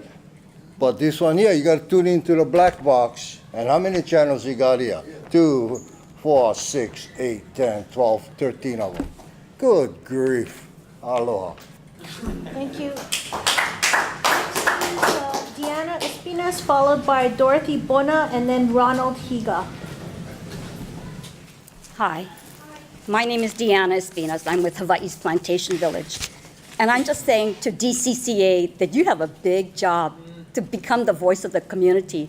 A lot of people are still standing out in the hallways wanting to add their voice and comments. If this is a done deal, can you help facilitate regular input for all of us to continue to have these forums? Because we're going to evaluate on a regular basis. Is it meeting our needs if indeed this is a done deal with Spectrum? And how else can the community keep this discussion going? Do we need to stand outside and ring our signs to say, everybody, this is the channel you need to watch if you want access to Olelo channels? Please, you gotta help me because I don't know how to maneuver sometimes with my remote. I gotta have my grandchildren with me. DCCA, you have an important job. You represent the taxpayers of Hawaii. You represent countless leaders in this room. And I'm sure if we can organize them to continue to give your input, they will do so and stand up. Thank you. Next up is Dorothy Bona, followed by Ronald Higa, and then Dr. Chris Keli'iwai Ho'i Keone Gamario. Dorothy Bona. Dorothy Bona, followed by Ronald Higa. Maybe we'll take Mr. Higa while we wait for Ms. Bona. Yes, I'm Ronald Higa. To me, I think this Olelo channel is important for those who cannot go to the neighborhood board meeting, because sometimes they are sick, elderly, or what, that they can watch a channel at certain time. So sometimes it's better to, if you could change to 3 digits, you should put 149, 150, 152, 153, 154, and 155, because that is assisting. Right now is the plan is that order. If you go add a one to all that, they make it simple. You don't have to, struggle. And even like the channel 3, you could put 103. Or the channel 11, you put 111. And you can put 9 groups, and then you have 900 different ways channels, and you have room for more channels. Okay? Thank you. Yeah. Next is, do we have Dorothy Bona? Did she arrive? If not, Dr. Chris Kili'i Waiho'i Keone Gamario. Aloha. I'm Chris Kili'i Waiho'i Keone Gamario, and that was very good of you. Let's see. I've been a producer for this channels. Shoot. I remember years ago we lost hundreds of viewers because their TV only went up to channel 13. Years later we got shuffled around again, probably lost a bunch of new viewers. It's like, I don't know what happened to the original agreement where we're supposed to be getting 10% of the bandwidth that they come out with. So they have 700 channels now. Where's our channels? Where's our new channels? It's like, you guys haven't held Spectrum up to anything, not any of their promises. These lands that they have their lines on, those are our lands. These poles that they use, these are our poles. For me to get electricity or a cable over in Hawaiian Acres, I gotta spend at least $90,000 to install the poles. And then maybe I might get like $2 off my monthly cable bill until like more neighbors move in. So these are our resources that they're using to, promote these, or just some of these channels. 3 of these channels are regularly bashing Hawaii. Our politicians, our people, our education. We don't need more of that. We need more of the channels that bring to us the uplifting culture and even awareness in our council meetings, in these types of meetings, in our legislature. And I think that's really important. I think any kind of move like this will disenfranchise even more people. Furthermore, when I picked up my second cable box, or they had them deliver it, they tried to charge me $49 or $45 or whatever. So I was like, hey, my association covers those fees. You guys can't charge me that. Let me go check. So it's like this outprices a lot of people to participate in something that we've already paid for with our taxes. It's like, how come my digital TV can't just go automatically and find these, channels? Because they block it. They are not a good neighbor. They're not doing anything good for us. They're trying to take away, but they've taken away in several other states that Cox or Spectrum have gone into. And that is just killing PEG access altogether. I think this is a bad move. Please stop them. Please don't be like the DLNR or BLNR that just like rubber stamps everything. Thank you very much for your time. Aloha. Next is Tatiana Young, or Young? Young. Is it Yes. Young? Okay. Yeah. And then followed by Reverend Helen, I can't quite make out the last. Brock? Okay. Hi, my kako. Mahalo for being here, and Mr. Fujimoto, thank you for being here as well. So I'm here because my friend Oren works for Olelo TV as a producer, And he does amazing work in the community. He sacrifices so many countless hours to make sure that the community is aware of what's happening in the community. And I'm here because I'm against digital displacement, and I think that the digital transition is a digital displacement for people. And as a Kanaka Maoli, as somebody who is born and raised in Waianae, who's from this Aina, as an indigenous person from this place, I feel I have a kuleana, or an obligation, to let you know that it's hewa, that it's not pono, that it's unjust. And that the digital transition is really a digital displacement, is really a rallying cry for everyone to protect the commons, just like we protect our public parks and places where everybody has access and has an opportunity to make use of that access and to share resources. So I'm here also because I support all people in Hawaii, and I love all the people in Hawaii.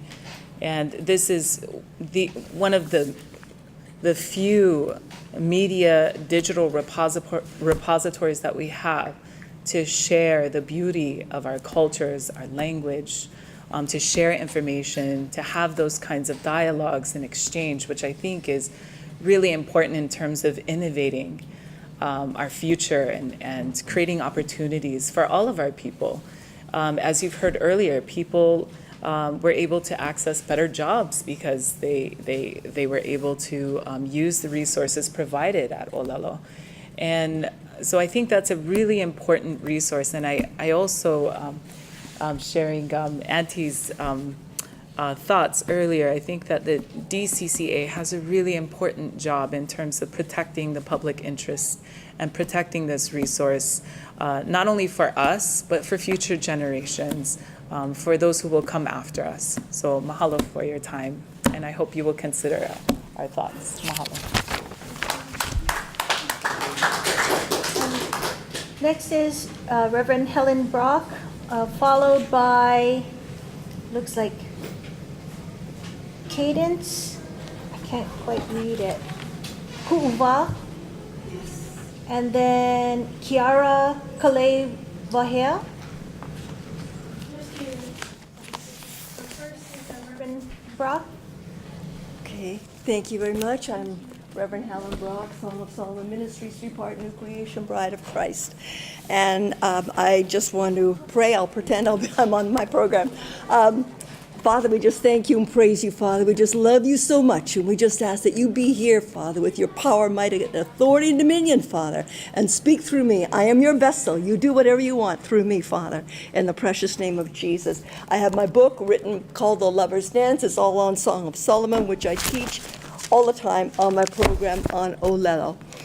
I also am very involved with the corporate body of Christ. Obviously, I'm a Christian.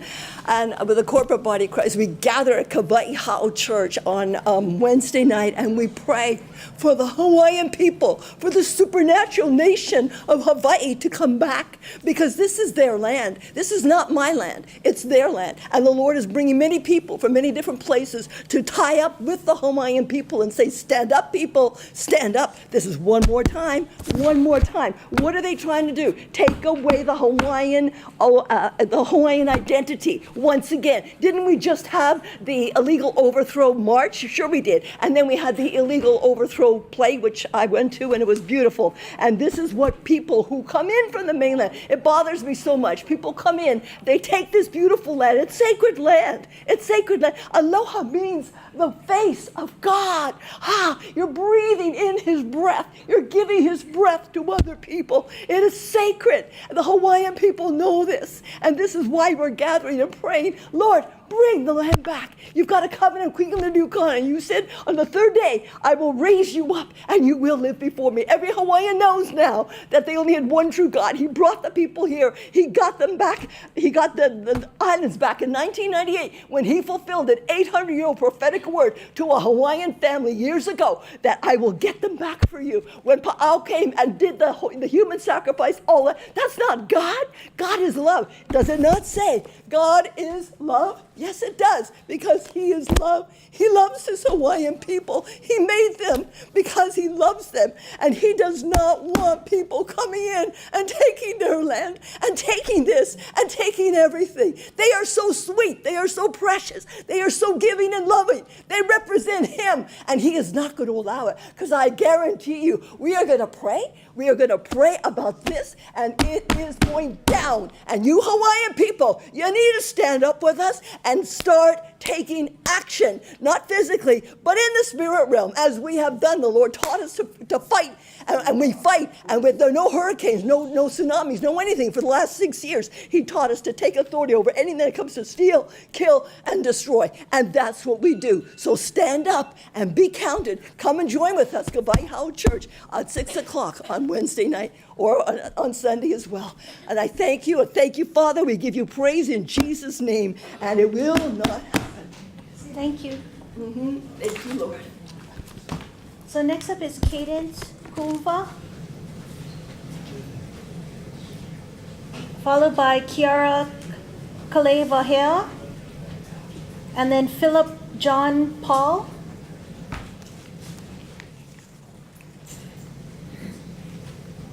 Hi, Cadence. Dear Spectrum, aloha, my name is Cadence. I don't want Spectrum to move Olelo to get moved to the digital channel on 180, and we want it to keep it on the standard channel because a lot of people watch Olelo on standard channel, and we want it to be heard. But if you put it on digital channel, no one will hear us. And do you want no one to hear us? Do you want little children to be inspired or not? This is why I was writing this note to you guys at Spectrum. Mahalo. All right. Kiara. Dear Spectrum, please do not change Olelo to a channel that no one visits. Hi, my name is Kiara, and I hope you do not change the channels, because people that is inspired by the Olelo channel will not know the numbers to see the Olelo videos productions. So that is why I don't want you to change the channels. Mahalo. Thank you for coming. Next up is Philip John Paul, followed by Treasure Lewis, and then Kiani, I can't quite make out her last name. LaPera, looks like. Philip? Dear Spectrum, aloha, I'm Philip John. I'm in an Olelo program. We appreciate if you don't change your channels, 49, 52, 53, 54, and 55, to a channel that no one watches because Evan and Nanakuli only has standard.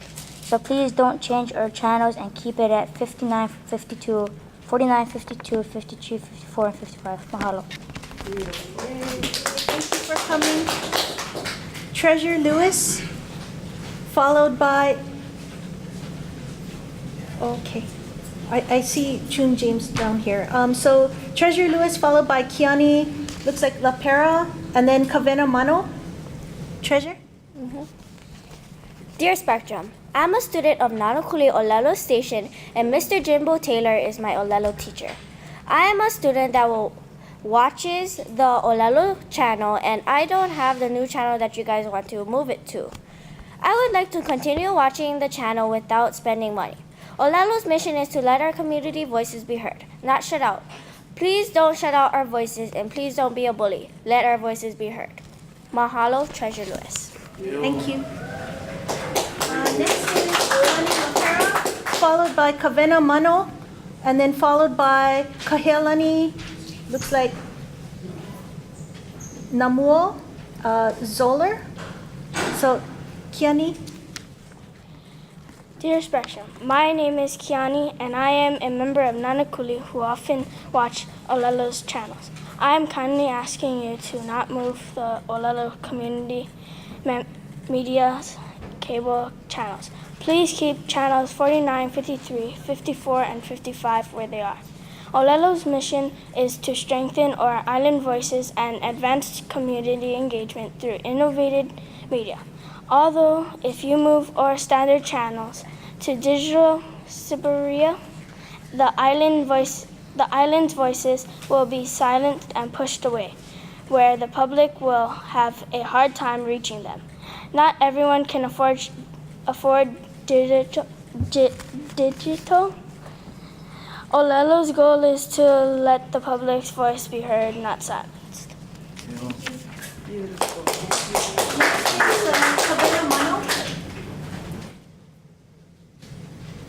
Followed by Kahealani Namuo.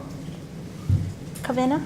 Dear Spectrum, hi, my name is Kavena, and I actually don't want Spectrum to change our standard channel because most people in Hawaii watches on standard TV.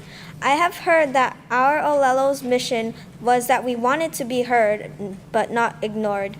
That is why we want to let you Spectrum people know that we don't want you guys to change Olelo's channels to where no one watches. Please keep the channels 55, 49, 53, 54, 52, and 50. Thank you, Kavena. Next is Kahealani, followed by Siler Lopez, and then Micah Alameda. Kahealani. Dear Spectrum, this is Kahealani from Olelo. We would appreciate if you would not move our channel to the channels with less population. Our Olelo mission is to get a voice heard, not ignored. We have been working very hard, planning, designing, and discussing. It is not fair to crush little children's dreams of making a change in the world. Help us make our voices heard. Mahalo. Siler Lopez, followed by Micah Alameda, and then Maria.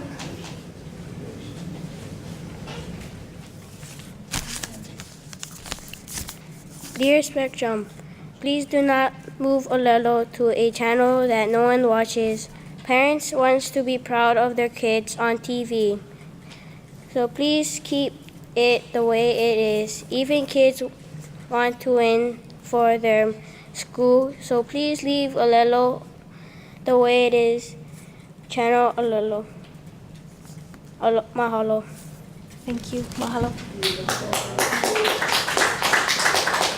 Micah Alameda, followed by Maria.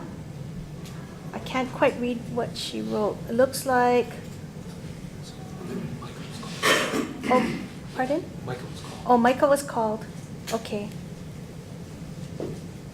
Followed by Chun James.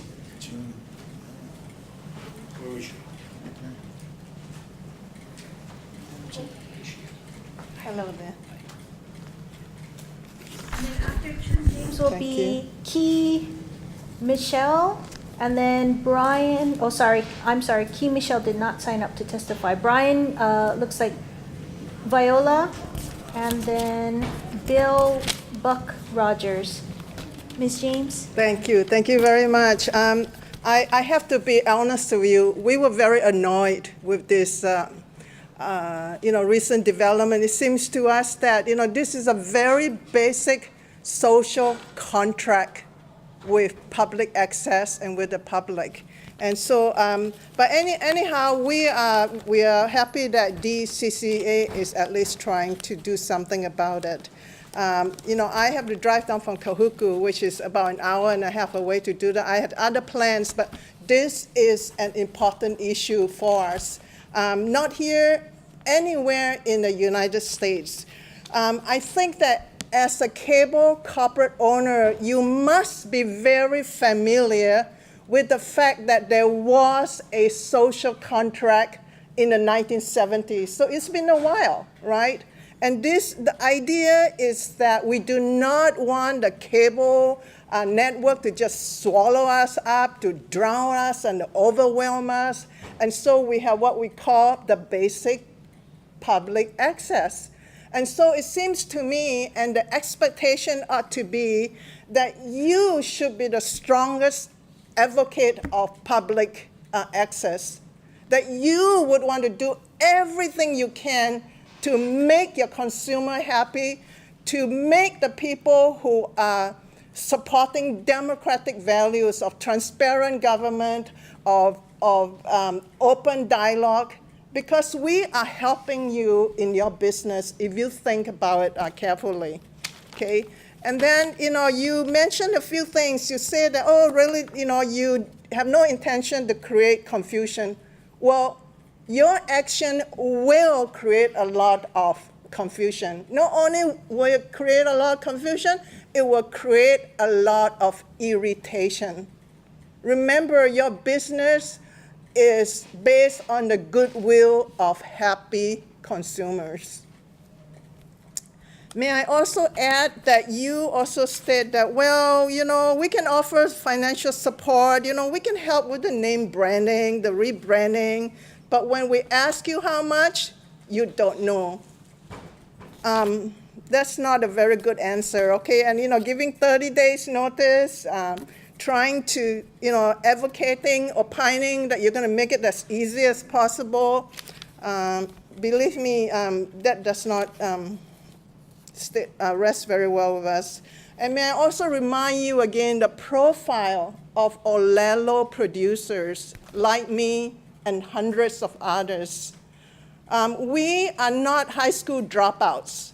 We just happen to be individuals who are spending a lot of our time and of our money because we believe that public access, open government, transparency is a very important component in a democratic society.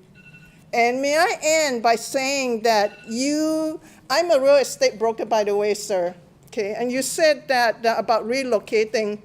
I can simply add that you are, in essence, relocating us from Honolulu to Goat Island, okay?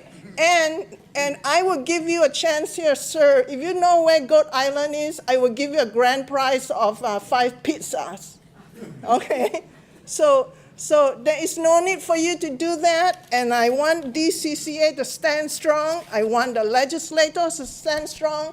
If we have to, if you continue to ignore us and you continue to treat us like we are just, whatever, those natives out there, we can do whatever we want with them, well, I think you're going to be in for a rude awakening.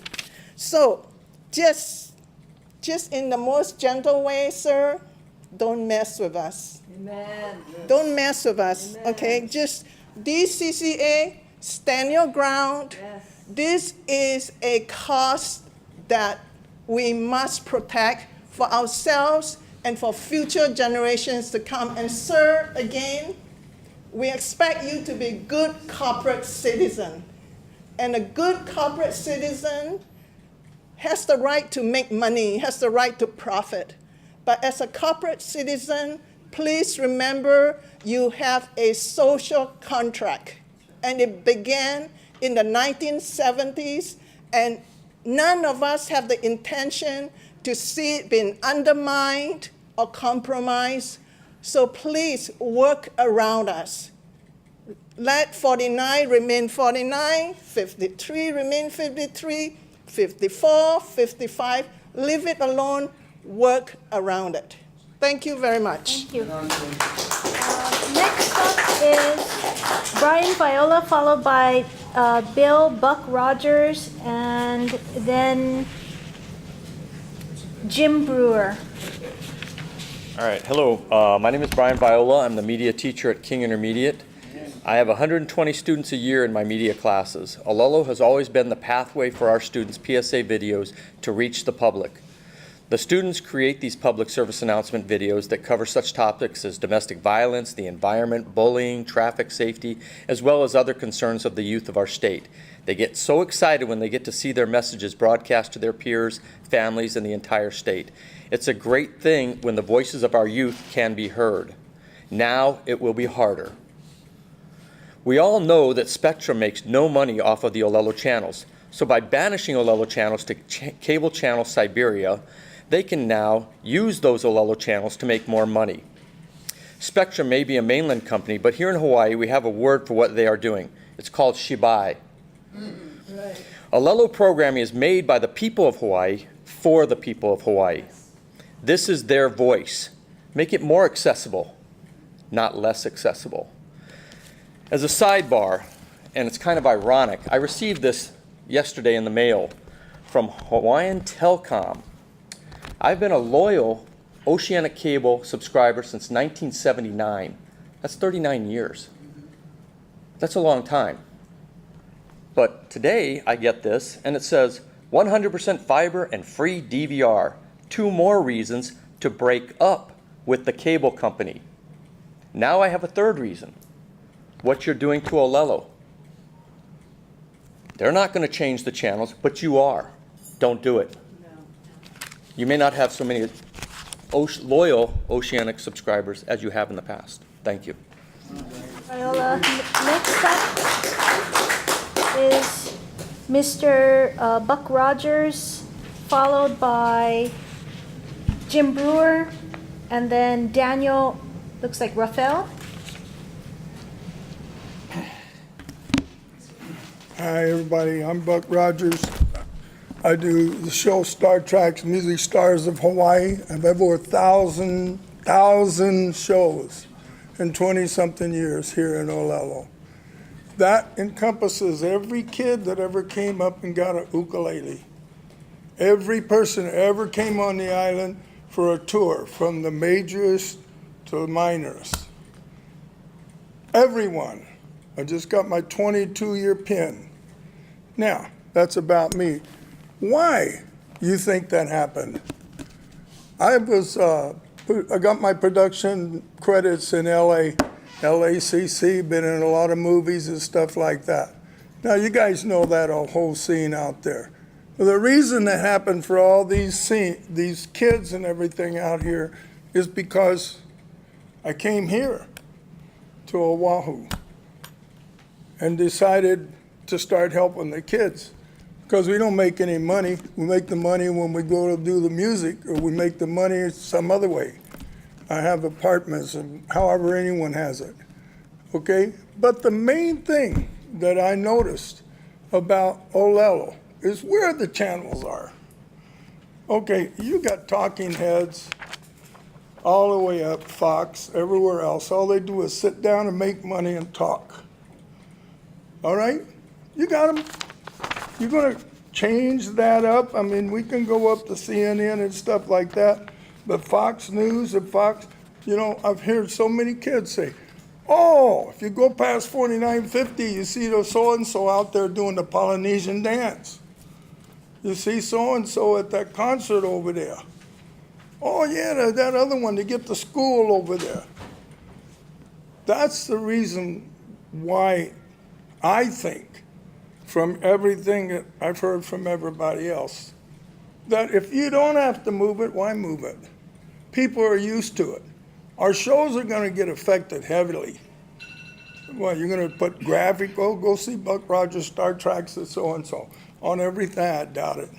And it took years to build these things up to where we actually, as producers, have the community wanting to see themselves back. How many artists don't want to see themselves? Hey, Ma, they're going to be on TV. You know, they can't do it. In the mainland, it's just here, right? Now, a lot of older people, too, they don't want to go up in the hundreds. They can't even count that far. You know what I mean? And it isn't standard. So these channels, if you don't have to move them, why? I mean, you're making the money from the other things. That means our kids have to go watch talking heads all the time and all the politics before they can even get up there.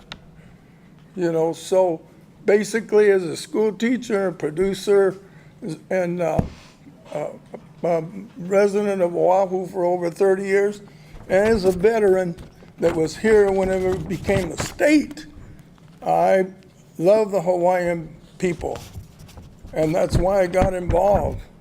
And if you don't have to move them, why are you moving them? You know, that's the main thing that we want to get out there at DCCA. Just don't move it. I mean, it took years to get to that point. And there's so many of these kids. These kids came in on a bus with us. They're writing all this stuff down. They're taking courses in media in a place where you can't even do that in the mainland until you're in college. And that's what Olelo provides. Thank you. Next up is Jim Brewer, and then Daniel Raphael, followed by, Jack DeFeo went earlier, out of turn. He's still here and he's willing to give you an addendum on. It's okay, I think we're good. You called my name a long time ago, and I. Oh, were you? Kai Michelle. Kai Michelle. I'm standing back there, but you never tell me again. Right here. Oh, okay, I'm sorry, you didn't put They an told me X. to put, but you Okay. call me. Are you interested in Yes, providing I have testimony? Okay. Just a few minutes. Okay, so Kai Michelle. Mine's very short. Okay, you can follow Mr. Brewer here. Mahalo and aloha. I have been producing a show for 25 years here at Olelo, and it's called Full Democracy.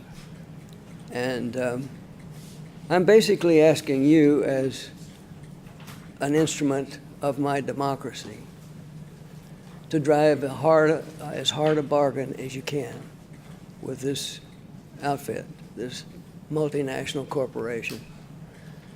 Because, on my show, basically what we say is, we don't live in a democracy now. We live in a corporatocracy. Government of the people, by and for Wall Street and Bishop Street. And so the thing is that drive a hard bargain with these folks and maybe make what they pay go up with inflation, which they cause. And so I have had 3 daughters and 3 sons, 15 grandchildren. I got 28 great-grandchildren now. And my last ship in the Navy, I came here in '58 in the Navy and left the Navy in '69. I was on the USS Kamehameha, a fleet ballistic missile submarine. And I consider myself a citizen, and I paid my dues. I got out and become a peace activist. And that's part of what my TV program is about, because corporatocracy maintains a huge 800 military base so-called defense department. It's an offense department. It's a war department. Our defense department is our National Guard and the Coast Guard and whatnot. So the thing is that just remember, democracy is really important. What we need to do is move these channels down to the first 7 or whatever, and drive a hard bargain with these folks, because, as I say on my show, corporatocracy doesn't care and it doesn't share. Democracy cares and it shares. Thank you. Thank you, Mr. Brewer. We're, calling Kai Michelle back. Thank you. Aloha. Kailani Michelle. I've been with Olelo probably close to 20 years as a volunteer producer, editor, videographer. I'm the executive director of the Dawak Foundation. It is one of the only foundations in this island, or any of our islands, that does fundraising and addresses the alternative treatments for cancer and other degenerative diseases. I feel that it's really, really important for the viewers of this Olelo. It's one of the few places that we have to let them know that we are there for them. We do the fundraising, we help do the payments for their alternative treatments, and if they don't know about us, they don't know who to come to, because we're the only ones. And again, like I said, if it's a matter of the channels changing and people can't see where we are, well, I'm trying to save the world, as I'm sure all of us are, but in my endeavor, I would hope that we keep it, and you have a strong armor, sir.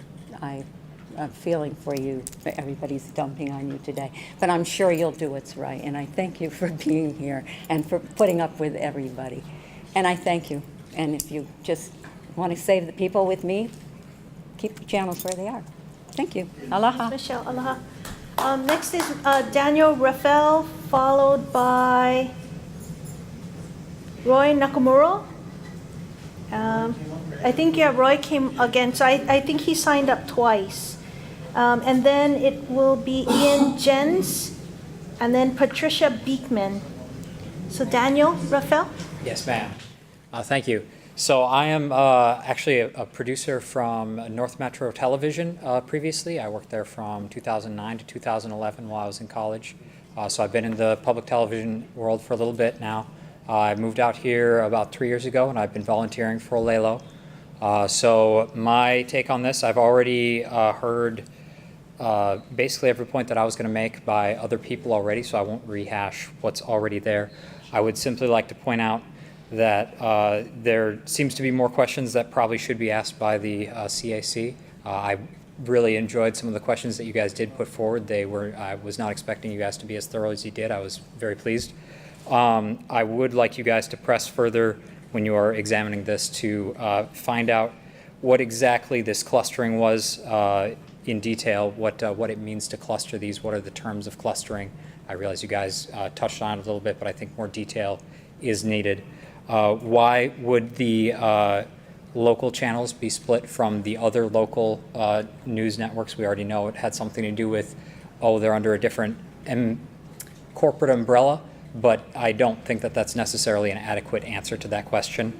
And why would the local news stations not be with that news cluster that was mentioned? So shouldn't the local news stations move if they're going to move the local content at all? So that was all really pertaining to the clustering. And I would certainly advise getting all offers in writing, as we've heard generous offers from Spectrum to remedy some of these situations. They have offered some solutions, but we have seen in the past when corporate positions offer something in words, down the line when it's not in a contract, it's going to be an issue. And I certainly think that this issue requires more attention on your guys' part. So I'm glad to see that this hearing is proceeding, and I hope that you guys will further investigate before allowing this to proceed further. That's all I had. Thank you very much. Next up is, let's see, Ian Jens, followed by Patricia Beekman, and then Ed Sang. Ian Jens, followed by Patricia Beekman, then Ed Sang, then I can't quite. Okay. Oh yes, exactly. Sorry, I can't quite read the handwriting. It looked like an H. Any of those folks available? Ian Jens, Patricia Beekman. We'll take Ms. Beekman. Yes? Yes, right. Thank you.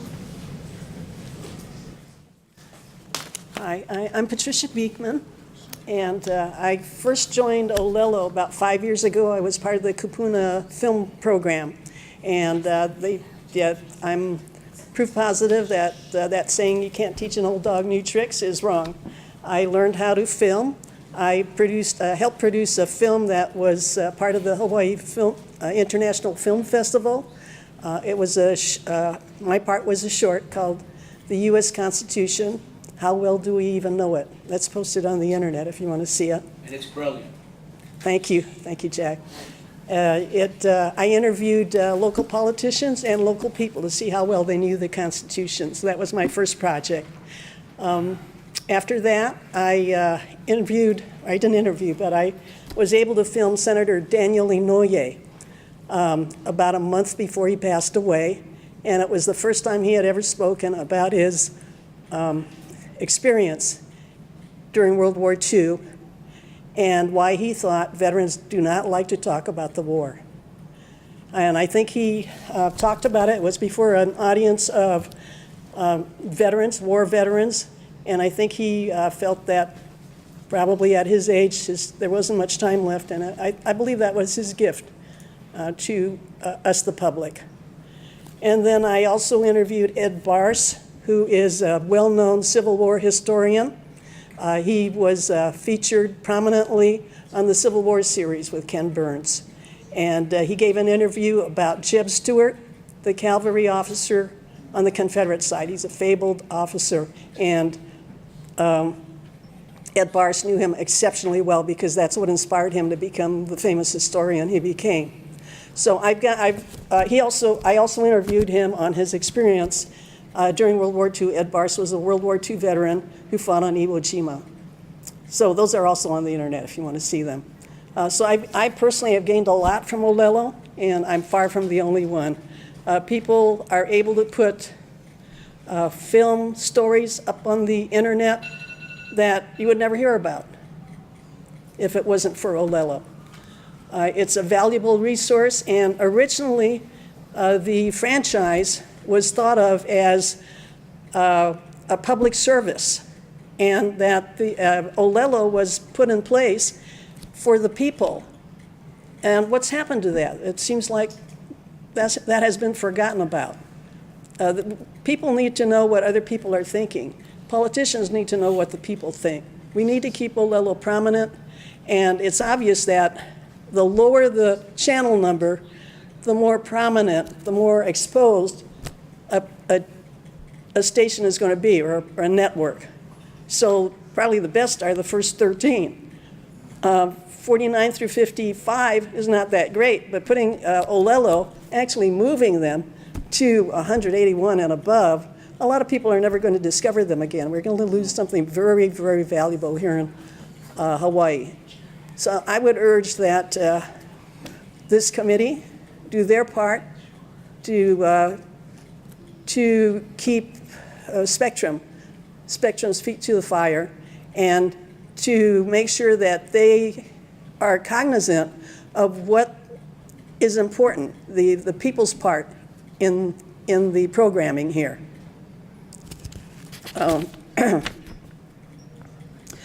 One thing also I'd like to point out is that the Spectrum spokesman had 15 minutes to talk. Now, the public gets 2 or 3 minutes, but Olelo should have had somebody programmed or set into the program where they have equal time, because 2 or 3 minutes is not that much to bring out the important points. We need to have somebody from Olelo who can bring out the important points. So if another meeting takes place, I hope that you'll keep that in mind. Thank you, Ms. Beaton. Oh, one more thing. Spectrum said that they would give financial support for the program changes, but significantly, they didn't mention how much. Financial support could be $1. So that is not something that I would give a whole lot of weight to. Thank you for your time. Thank you very much. Ed Sang?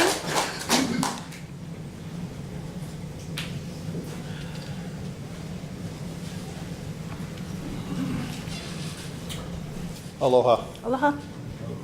My name is Ed Sang, and I'm with the Project Management Institute, the Honolulu, Hawaii chapter. Okay. Thank you for allowing me to speak to Spectrum and to the DCCA. Just a short introduction about our organization. We're approximately 700 people and growing. We have been steadily growing for the last 5 years. Coincidentally, during that time,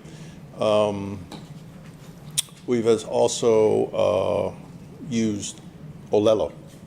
Okay. What started as a short PSA has now become the opportunity to capture our annual training. We have what is known as a professional development day. And that is where anybody that is a leader, and what I mean by that is you're leading a project, you're managing a project, you're an executive for a project, you will learn what it is to manage. We're project managers. We are a non-professional society to support that discipline. So whether we're talking about cost, schedule, stakeholders, human resources, vendors, subcontractors, communication, those are some of the body of knowledge areas that we focus on. There are 10, okay, and we integrate them all, okay? So as a project manager, whether we're planning for an event or whether we're building a part of a hospital wing, okay, or a new software program, and I choose these words particularly, okay, we do a lot of planning. We involve many stakeholders. So I am a stakeholder, you're a stakeholder because you have authority to rule over these things, you're a stakeholder because you provide. And what is more important, and I'll be brief, is we need to know where we can get access. And to put us, and even though you're going to give us time, that alone says we could have stayed where we are. Why are we still changing? What is the requirement? What is the impact? Why are we having to move? I mean, you're looking at all these people that are standing up tall and speaking out that says we need to stay at this place.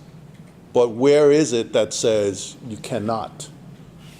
We need to be where we are so we can be recognized. We're all volunteers, or at least most of us are, okay? And that's very important. We worked hard to develop these programs, and we like to see them seen. I believe that we have grown because we have that reach.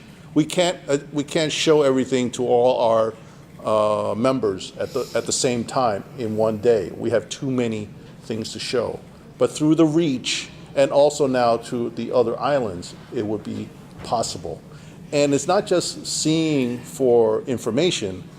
These programs allow them to be, once you become a project management professional, a PMP, you are obligated every 3 years to maintain your accreditation. So with that, I implore you to keep us at Channel 53, at least for my program, and all the same programs for my co-producers. Thank you very much for listening. Thank you for coming, Mr. Sang. Next is Kalakaua Wahilani, followed by Carol Cox, and then Kelly E. Lopez, and then it looks like Patrick. I can't quite read his writing. Maru. I can't quite read the last name. So yes, please, Mr. Wahilani. Aloha. Good evening, everybody. Pehea oko. How's everybody feeling? Maikai, ha'alulu, puiva, nuha. I'm Kalakaua Kalani Wahilani, no pu'ea mayau. I come from Waianae Valley. I come today, you folks are with Spectrum, right? What's your favorite television station? Sir, what's your favorite station? Do you have a favorite station? Mr. Wahilani, if you don't mind, just Yeah. I'm here as a voice of many. I grew up watching Olelo TV. As many people have spoken earlier, that they came from, we only had 13 channels back then. And then as the channels progressed, Olelo came about. Olelo has done a lot for communities. My good friend Scotty Wong right here is a great resource for Olelo TV. My wife and my middle son, they went to the classes and they became producers. Olelo, I grew up watching Olelo, watching the programs that Olelo TV has provided. Malama Makua Valley. All the things that, it's very informative, the programs that come out on Olelo, and especially for people, the regular people. That means a lot. For me, being Spectrum, if I was Spectrum and I came in as a new person, or a makainana, not even a makainana, a malahini, I would do my best to be a great neighbor. And what you folks are planning to do, putting Olelo stations out in digital Siberia, that's not being a good neighbor. And I understand, corporations is profits over people. But how much profit do you folks need to change this narrative? You folks have heard tremendous output from the community. Don't fix something that is not broken. Olelo has been there, has established its following for decades. And the programs that are put on Olelo, done by these producers, you can't get that any other place except for Olelo TV. And the word Olelo, it means to speak. Lelo is your tongue. Olelo is to speak the words. The people has risen to speak to Spectrum, so that, Olelo, that you guys ho'olohe, you listen to the people. As our beloved Queen, Liliuokalani, said, the voice of the people are the voice of God. So the people, I hope that you folks take that to consideration, take that to heart. If you wanna be involved in Hawaii, then be a good neighbor. Mahalo nui. Mr. Carol Cox, followed by Kayla E. Lopez, and then I believe it's Patrick. I'm sorry, I can't read your last name. It starts with an M. Okay. And then Ula Meyerhoff. Mr. Cox? Thank you, and thank all of you on the panel here for listening and taking the time. And if I might, I'd like to thank you for running a very good shop with the DCCA. You go to the desk now up there and things happen, so off subject. But thank you, you've done a very good job getting access to records, and I mean, very timely so. I've listened, and I don't want to repeat what others have said, and I'll spare you of that. I would say if I was in your predicament or in your situation, I would carefully package up everything that I've listened to, and I'd go back and tell the higher people of the ones that sent you to say to them that this is a jewel. These people, we recognize that. It's important to this community. It's something that you can't find throughout the nation, not like this. I enjoy, and I've been doing Olelo for many, many years. And I do environmental justice, environmental racism investigations, environmental degradation, social justice, and all of those issues. And they get aired on Olelo in a professional way. And have you been to Olelo, by the way? Have you had the chance to visit? If not, you'll see the jewel that's in the Pacific. It has grown from, one gentleman said, a ring where you go and talk for a couple of minutes. But take upon yourself and go back and tell them that this is not the deal. Slamming the channels is not appropriate. Please do that. And I don't think this is difficult. This is ours. It's the right of way that entitle you to use and establish and set up and use the wires and the ditches and the holes and the pipes and all of that to give us just a little few crumbs, and so to speak. I can't believe that anyone would introduce such an action. I cannot, not in this day and age with the need for transparency in government, the need for exposés. So I implore you and all of you to say, just reject this, and it would be an honorable thing to do, and it would be an honorable thing for you to go back and tell them, this is ours. Keep your hands off of it. We'll fight for it. Next up is Kelly E. Lopez, followed by Patrick, and then Ula Meyerhoff, and then Jaylee Kanoy. Thank you. Okay. Thank you. Aloha mai kako, everyone. Kelly E. Lopez. Really, first of all, I want to thank Director Awakuni Cologne. I couldn't agree more with Carol Cox as to how wonderful this department. I appreciate the Cable Advisory Committee members, the fact that Lisa and Kat have made this venue available for Olelo and the community to be able to express concerns. I actually wasn't going to testify. I try to keep myself relatively private after my years of public service. But I heard the program on PBS, on Hawaii Public Radio this morning, where Catherine Cruz interviewed Angela Angel and talked about this. And from a personal, so I'm testifying on a personal perspective. I've worn numerous hats related to this industry. I know it doesn't look like I'm old enough, but it's been over 30 years.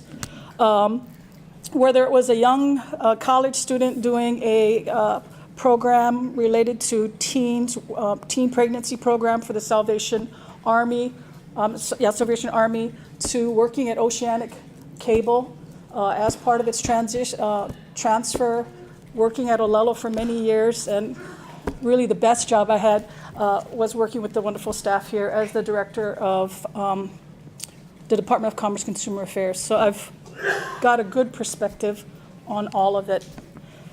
I think, and I especially appreciate Greg, I've had the opportunity to know Greg when I was at Olelo. And, you know, Oceanic was a very good public partner. Now, not everyone always agreed with that. And there were things that even when I was at Olelo had to contend with in working with Greg's predecessors and the cable television division. But they had a local board, they had local people who understood that they were going to come up against angry folks in the grocery markets, out on the street. When you have your corporate headquarters far away, where they don't have to feel regrettably what you're having to feel tonight, Greg, it makes it easy to make decisions that you don't have to feel the consequences for. I would hope this gets, Olelo will more than likely archive it, and I would strongly suggest that the corporate individuals on the board get sent the link to this hearing so they understand what's happening. They don't have to feel what Greg and regrettably anyone else is having to feel. So, and also having been somewhat in Kat's shoes, 100% people out there, I trust Kat and this committee to do what it can, what is within their lawful capability to do. There's no doubt about that. So I'm going to try to wrap it up, which is pretty hard. Kat knows me. I can talk for really long. I think one of the ways to hold Charter's feet to the fire is go back to the decision in order 153. It was wonderful. Robbie Alm at the time, Oceanic had half a channel. I remember because I ran it. 3 little edit bays, the studio that John Martin was talking about, to now 7 facilities, 6 facilities here on Oahu, and numerous channels. That decision in order said that the state would have the ability to give 10% of the channel capacity for the public's use. 10%. Well, decision in order 261, the cable administrator at that time took out that 10%, and he told me he did it because he was removing the 10% cap, right? So somehow that 10% was a barrier. 10%, one analog channel, which is what Olelo has now, and not Olelo. Olelo's, by the way, just the trustee, so to speak. The resource belongs to the community. One analog channel is equivalent to almost 10 digital channels, depending on how you use it. So what's going to happen is the public and the community is giving back to Spectrum for its use approximately 60 digital channels, and we'll get 6 digital channels in exchange for that. That's really very significant. That's taking that 10% in a totally different direction. I say hold their feet to the fire, find everything you can to make life difficult, because the only thing they're going to listen to is Kat, what the franchise allows Kat to do, and I say go back to 10%, look at all those wonderful community benefits, and force Charter now to say, you want to operate here in Hawaii? These are the rules. This is the playbook. And the reason I say that is somebody talked about this. I'm going to wrap up. I heard the bell. But I wanted to just read this quote, and I'll submit it in my testimony. It's from Senator Kenneth Brown, and I think this is important for the people in Charter, where I forgot where the headquarters were.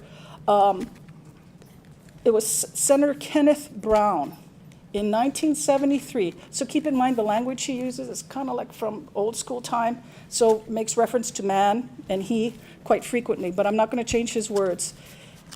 He gave this speech to the Hawaii State Legislature, and it's about the word malama.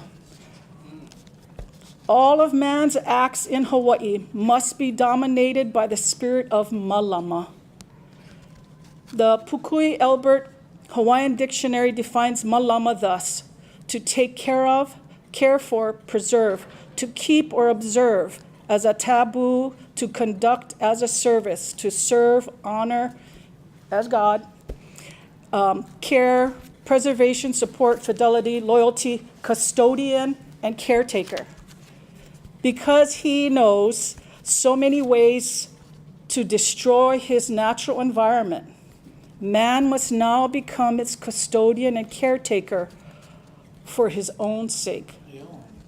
He must exercise malama, because if he starts selling parts of his natural environment abroad for future comforts, he will lose it all and be unable to survive here if he uses up his landscape, mountains, valleys, and vistas, or if he degrades his air and water. He will destroy the beauty and hence the spirit of Hawaii, and in so doing, his own spirit.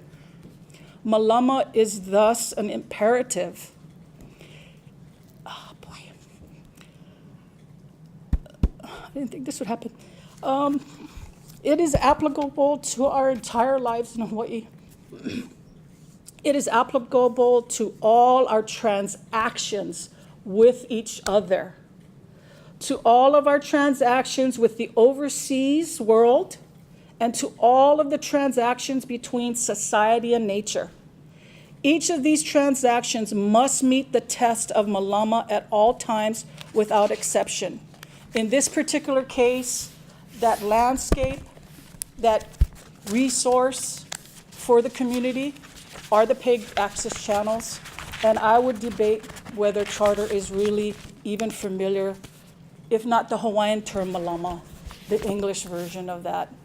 Thank you. Thank you, Ms. Lopez. Let's see, next up is Patrick.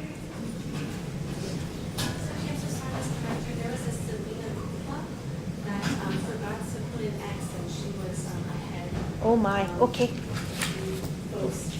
Okay. Sure, let's call her up. Is she available? Okay.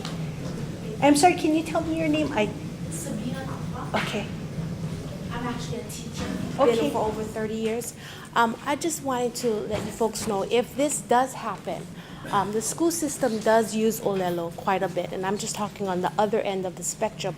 When I teach in the classroom, I've taught from preschool, even substituting all the way up to 12th grade. So in the preschool realm, we're allowed to use Sesame Street, Electric Company, those type of things. But the numbers, we are told that we're not allowed to go past a certain amount of numbers. Like, we're not allowed to access number 100 something or 1,000 something something, because the DOE does know that is cable. Those are movies. And when we get into that type of realm as movies, as a teacher, we need to submit it in writing to the principal. And then the principal requires of us to write it, letters to the parents. Now, the parents has to be informed. We want to play this movie and it's on cable, and our curriculum shows that this movie is relevant to what we're learning, because this and this and this, the war, whatever have not. Now the parents are able to tell us, oh, I do not allow my child to access this movie, so therefore we move them into another class and so forth. And you know the procedures, because I'm sure everyone has children and knows all of that. Now, if you move these channels, unfortunately, on the spur of the moment, we as teachers are not allowed to use it in our curriculum.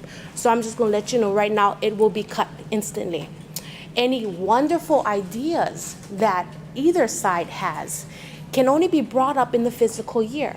So if this goes into place tomorrow I cannot teach my curriculum if I want to just turn on the TV, because I know already it's channel 100 something. In other words, it's already known that those are the channels we have to really go through red tape to even get an approval. Now the worst thing on that one is, if it does get approved and we are allowed to use channel 100 something something something, we're going to have to switch all the classrooms to a digital box. Now we can barely get money for computers and internet access, and our students, the state of Hawaii the DOE does not have money to put it all in all the classrooms. We're fighting for so much more, even just improvements on the schools. And now you're going to throw a digital box. I can guarantee you, I will not get a digital box tomorrow if the channel is switched tomorrow. I'm going to have to wait for the next fiscal year to even put in a request. Now, just because you put in a request, that does not mean it's going to be approved. We have to wait for the next fiscal year because now it has to be put in the budget because they said yes. Now, I might be wrong, but please don't take my word for it. Please do your research. I believe this has already happened to one of the schools in the mainland, that they had switched digital boxes through the schools. And of course, they do a lot of fluff and say, we're going to pay for it, and da-da-da-da-da. But they don't realize you have to pay for it yearly. And I believe the numbers show that the Department of Education in the mainland schools spend over $100,000 a year just to access the cable. And we don't have the money.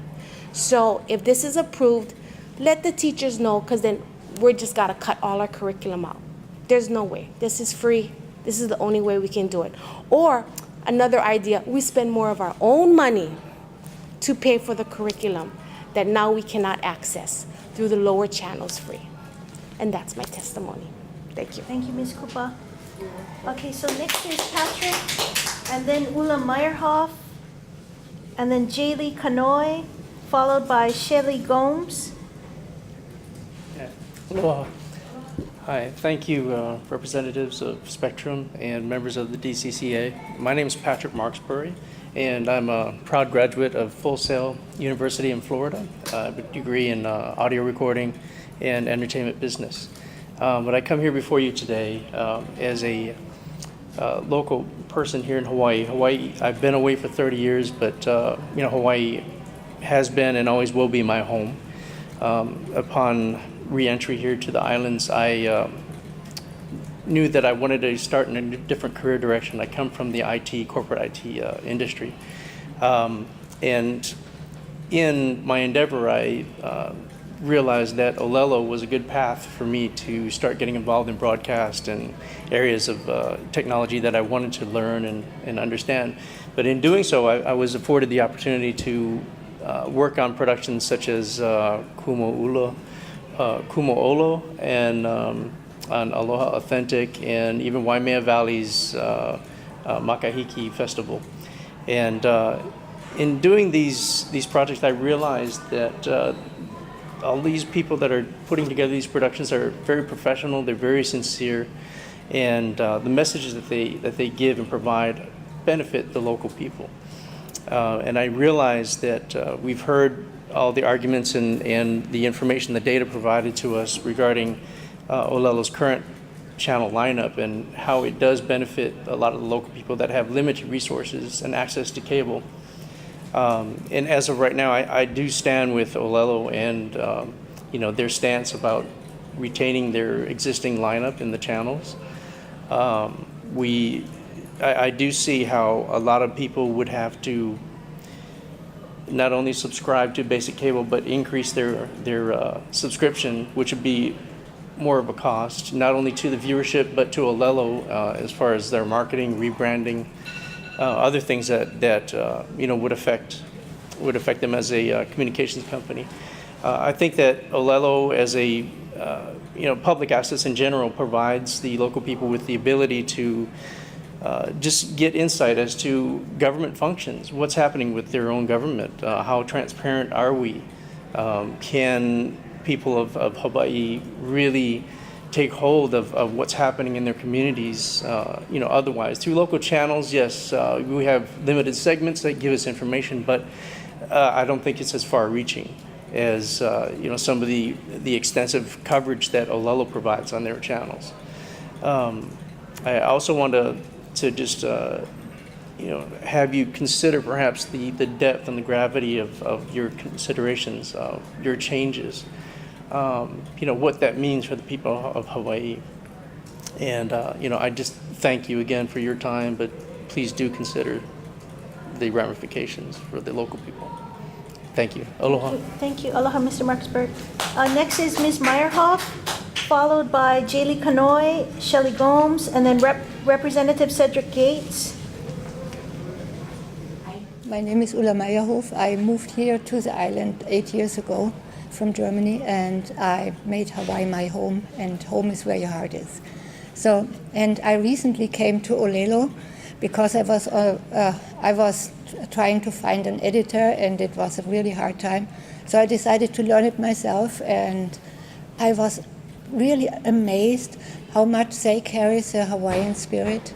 Like, you know, you come here, you are welcome, you can do that education, you can rent out the equipment. It's a whole new world.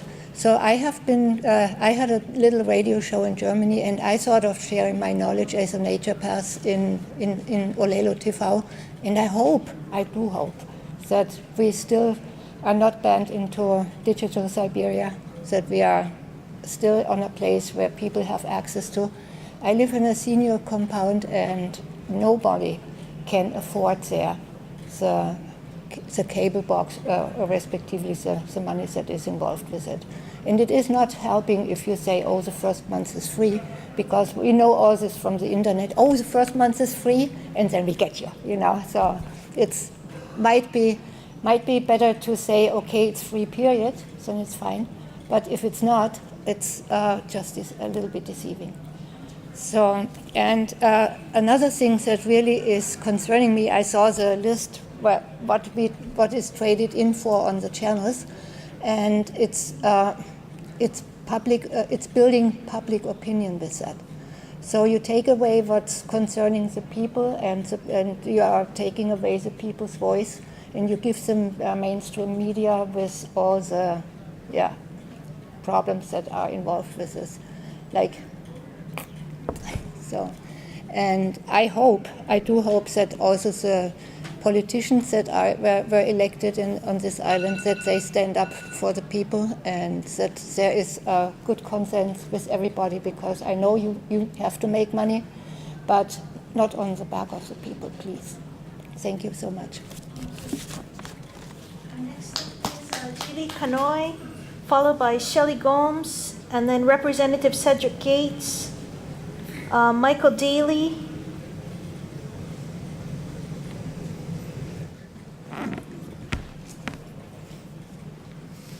Hi.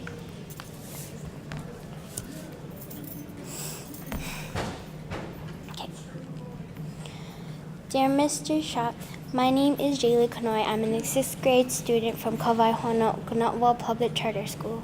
This letter is to respectfully request that you do not make changes to Olelo's PEG access channels.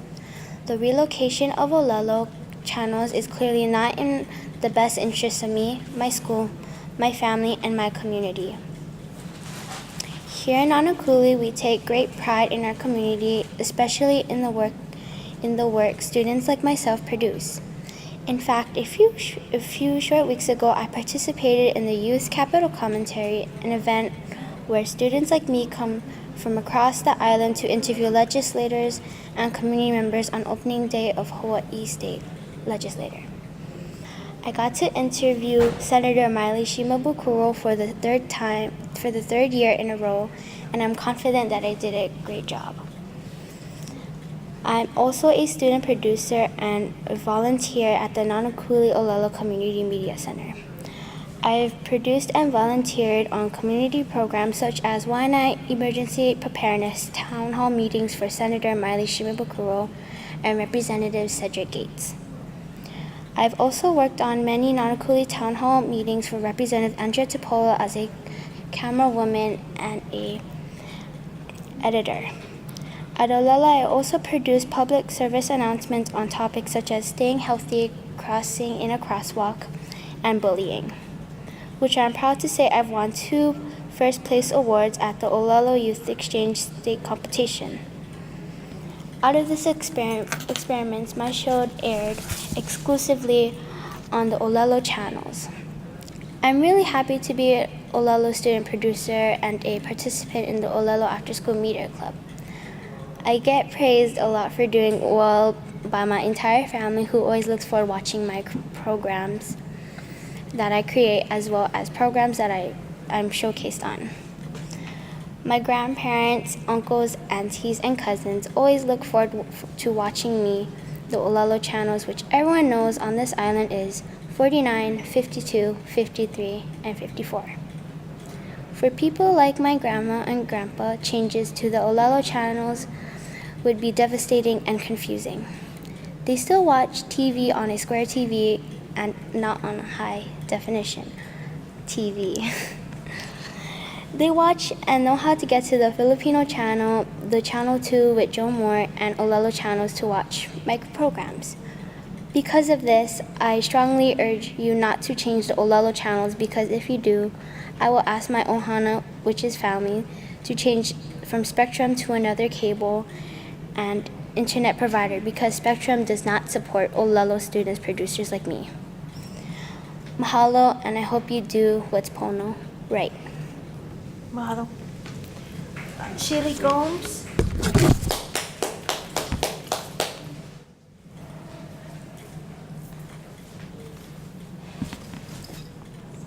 Aloha Spectrum. My name is Shaylee Gomes. I attend Nanakuli Elementary School. I am in the 5th grade. I come here before you today to kindly ask that you please take in consideration to allow Olelo Television to keep its original channel as they are 49, 52, 54, and 55. I'm one of the many students who is able to be a part of Nanakuli Olelo Community Media Center.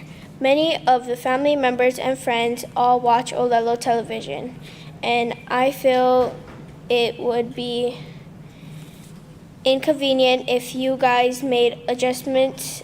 I would like to share a little of what we do. We go out of our free time to volunteer and film important meetings and community functions.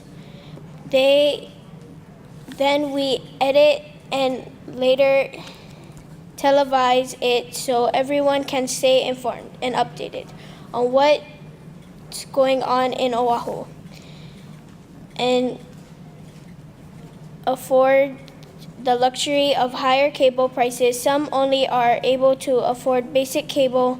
As to why I ask, because I feel that you guys were to move our channels, it would make it harder on us viewers and possibly bring hardship. Thank you for taking the time to listen to me this evening. I really hope Spectrum can allow us, the young keikis of Hawaii, to continue the strive and produce our hard work and talent on our original channel as it has always been. Olelo Television 49, 52, 45, and 55. Mahalo Spectrum. Mahalo. Thank you, Shaylee. Representative Cedric Gates, followed by Michael Daly, and then Dr. Leonard Horowitz. Hey, aloha. Aloha. My name is Ben, and I'm representing the office of Representative Cedric Gates. Sends his regrets for not being able to be here today. He had some prior engagements on the beautiful Waianae Coast. So just getting into I do have his written testimony, which I'll provide to you folks if possible. So, first of all, Rep. Cedric Gates, along with his fellow elected officials, are opposed to this proposed move by charter. Rep. Gates sends his aloha to the hardworking staff and volunteers who have continued to do an exceptional job in strengthening our island's voices and advancing community engagement through innovative media. Through this hard work, Olelo has successfully branded their identity around the current channels they are located on. Moving Olelo from these channels not only will force Olelo to spend unnecessary funds and efforts to rebrand and notify Hawaii residents of the move, but most importantly, moving these channels means a decrease in access to Olelo, especially for our elderly population. And a decrease in access means that Olelo will subsequently lose viewership. With that being said, Olelo is a valuable tool for our state, and their underlying purpose is to educate and inform.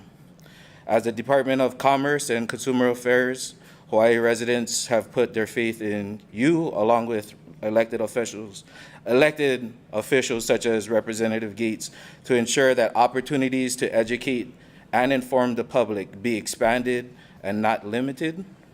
In conclusion, we request Charter as well as DCCA to do everything in their power to ensure that Olelo remains on its current channels. And if possible, we'd like to also provide more testimony on a later date. Mahalo. Much. Thank you for being here. Mr. Daly, followed by Dr. Leonard Horowitz, and then by Sherry Kane, or maybe it's Sherry Kane. Thank you, Chair, for hearing us. I know we're over schedule. I've got a question before I start. Did the Consumer Affairs know that Olelo was going to be bumped down prior to when Olelo knew that it was going to be bumped down? I believe they only knew a week or two ago. Did the department know? We received the same notice. At the same time? Go ahead. You had no clue that this was happening? Go ahead and provide your comments. All right. What does this department, what can it do if it decides that this is not in the public consumer interest? What can it do to fix the problem? Why don't you go ahead and provide your comments? All right. Yes. That'll be a comment then, not a question. Okay. For the viewers at home to question and wonder what you can do, because I'm not sure all these testimonies can lead to anything satisfactory if it's a done deal. Your job is to represent the people. You're a government agency. PEG stands for what? Public, education, and the G stands for government. If this goes ahead, you're crippling the government side of it too. So if you're not able to stand up to private corporations, then that's telling us, the public, that the government doesn't have a mandate. That's what it says to me. If you're going to, I'd go further. I'd say that you were conspiring with private capitalist corporations to sabotage the public. And I'm an artist. I'm an advocate of free speech. In view of the fact that the Hawaiian Kingdom is oppressed and impaired, I will talk to you. I'll go out of my way to talk to you in terms of US law that we're under at the moment. I appreciate the First Amendment of the United States very much, the freedom of speech and the public right to have freedom of speech, which obviously infers access to free speech and a megaphone for free speech. So there's the part of the speaker and there's the part of the listener. It's about communications. The government owns every little part of the domain, from the heavens down to the center of the earth, right? That's the US territory. In fact, here it's the Hawaiian Kingdom territory. But that being said, I'm not sure why cable gets some grace. I mean, the public airways in the air is controlled by the FCC, but somehow because a cable runs through the dirt, we don't count that as a public domain. No, this communication has to be administered and regulated in the public interest. So we, the people, own not only the airwaves, we own the dirt and we own the cables that run through and everything. Your job, you own it. So tell that to your corporations. You know what? You also own capitalism, or the lack of, or some other system. We don't have to be going on the capitalist system. We don't have to play this game. Where you're struggling for finance, I'm struggling for finance, everybody's struggling for finance because there's some sort of globalization and austerity going on. We can't really afford to pay the big bucks that the bullies do because they've been bullying for centuries. The JP Morgans and the Goldman Sachs, these are the ones that control Time Warner, Comcast, and so on. So it's important more than ever that the public has a voice. I've got a testimony an email letter to Lawrence Scott of Charter, and I'd like to submit that to you, and I appreciate your listening, and I know I've gone over. Just to sum up, I'm doing a story on this today. I know from the public relations manager at Olelo that there's no corporate media here today to cover this story. Yet this is an important event. So there you go. They're not interested. Who's going to cover it? This is an important public issue right here. So you see the crowd outside? It's overflowing the room. The Star Advertiser is not here. KITV is not here. Hawaii News Now is not here. Daly. Next up is Dr. Leonard Horowitz, followed by Sherry Kane. Looks like Oren Tsutsumi, Mendel, Dr. Horowitz. Hi, thank you very much for the opportunity to be here. I'm going to address you as an expert in a field that you have not considered with regard to this move. Before I do that, I'd like to just say where the rubber's going to meet the road here is going back to a 1993 agreement where the language includes in the contract that the DCCA gave to the cable providers the word consistent channel numbers. So that having said, the research that's on the table for this wonderful committee is having to look very carefully at that language and see if the language changed. Now, having said that, let me just tell you who I am and what I'm doing here. I have a Harvard degree in public health. I'm going to share with you a little bit of academic issues and political and even legal issues that I'm concerned about. As a producer, a media producer, I have my degree from Harvard. I studied with some of the most wonderful people, including Gerald Lesser, who produced Children's Television Workshop in Sesame Street. My other mentor was Ron Slaby, who did the original research in aggression in children's television. That is very important because essentially what we have is the mainstream media and the corporations dictating to our society and our children, our keikis, what their social mores, the culture, or the culture is going to be. The issues that I'm here, actually, I don't live in Hawaii, I'm here actually to produce as an activist with co-production, my nonprofit, Medical Veritas organization. I'm here to work with Melissa Yee and her Seeds of Truth organization that has access to Olelo.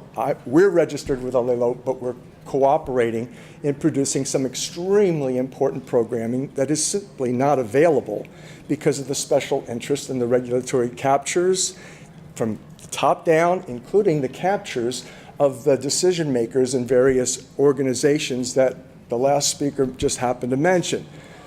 If you were, in essence, I'm going to end quickly here. The issue comes down to what a colleague that we just filmed here a couple weeks ago, Dr. Vernon Neppy, an MD PhD, who has led the field of forensic psychiatry and decided to advance the understanding that there is a social crisis taking place in this country, if not worldwide. He calls it evil obedience. And he agrees with me and many others that the manner in which the social engineering, the psychosocial, cultural indoctrination that is taking place through Fox, through CNN, through the fake news networks, that is simply the only voice of truth and reason is here outside, who are the producers of ultimately the issues that we are seriously facing. So I'm privileged to be here. I thank you for sustaining Olelo, and where the channels are, I believe by law and certainly by ethics, because we really have a public duty.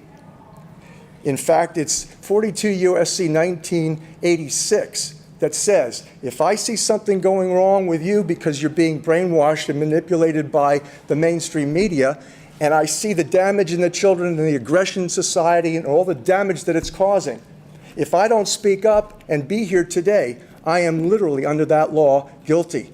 I have a public duty. We all share that duty. Thank you very much. Next up is Sherry Kane, followed by Oren Tsutsumi, and then Mendel Junaidi, Sangayu Williams, Jim Williams, Aneli Wooten. Hi. Hi. Well, thank you for putting this meeting together. I am an investigative journalist. I'm an independent investigative journalist. My name is Sherry Kane. I represent We the People. I'm not here on behalf of any mainstream media outlet. I did work for Fox News in the past, and I defected from Fox News. The reason being the censorship. And we are experiencing that right now with what we're seeing with what's happening to Olelo television, which is one of the very, very few, I think it's probably in all the places I've lived, the very best cable access that just provides no censorship at all, which is awesome in this day and age because everything is bought out. It's bought out by the multinational corporations that are controlling everything from what we eat to what we think to who we elect. And we need to have this other voice because you're not going to be able to hear it on Fox News or CNN. They'll both give you different opinions, but there's another opinion too. And that's what the public access channel provides for We the People, the other opinion. And I'm appalled that they could be thrown out into, what they call it, what's the word? Siberia, right. Out in Siberia, right, digital Siberia. That is, to me, appalling because where is the voice of We the People in all this? Here we are today, but where is this going to take us? Are we going to be able to have some say in all the people that turned out today? And you know what's really a horrible thing? The mainstream media, like one of the speakers before me said, the mainstream media is not here today. That is very, very telling because you would think since they were involved in taking up all the slots that are all over today, all over Hawaii and all over the country, since we see that happening, why are we not more like thinking as We the People that are here today and thinking, wow, why are they not here? It's unbelievable that this happened, and we should see that because they cover everything in Hawaii, and all the turnout of the people that showed up today, all of them, it shows you that we care. We care about what happens to our lives, our children, and our futures. And that is in what public access gives us. It connects us to each other, something that you won't get on television that has people paying for ads, whether it be cars or food. That's not what We the People need. We the people need a voice. So I'm asking you to reconsider because I know you have a lot of standing in what's decided for We the People and having the slot of Olelo not moved out into Siberia, digital Siberia. And I'm asking you to do whatever you can. I don't know what kind of pull they have on you because I can look at you and I can tell you're a very, very sweet person. And I can feel it heart to heart. And I know you have the aloha to see that Hawaii is not like any other place on the planet. The people alone have the aloha.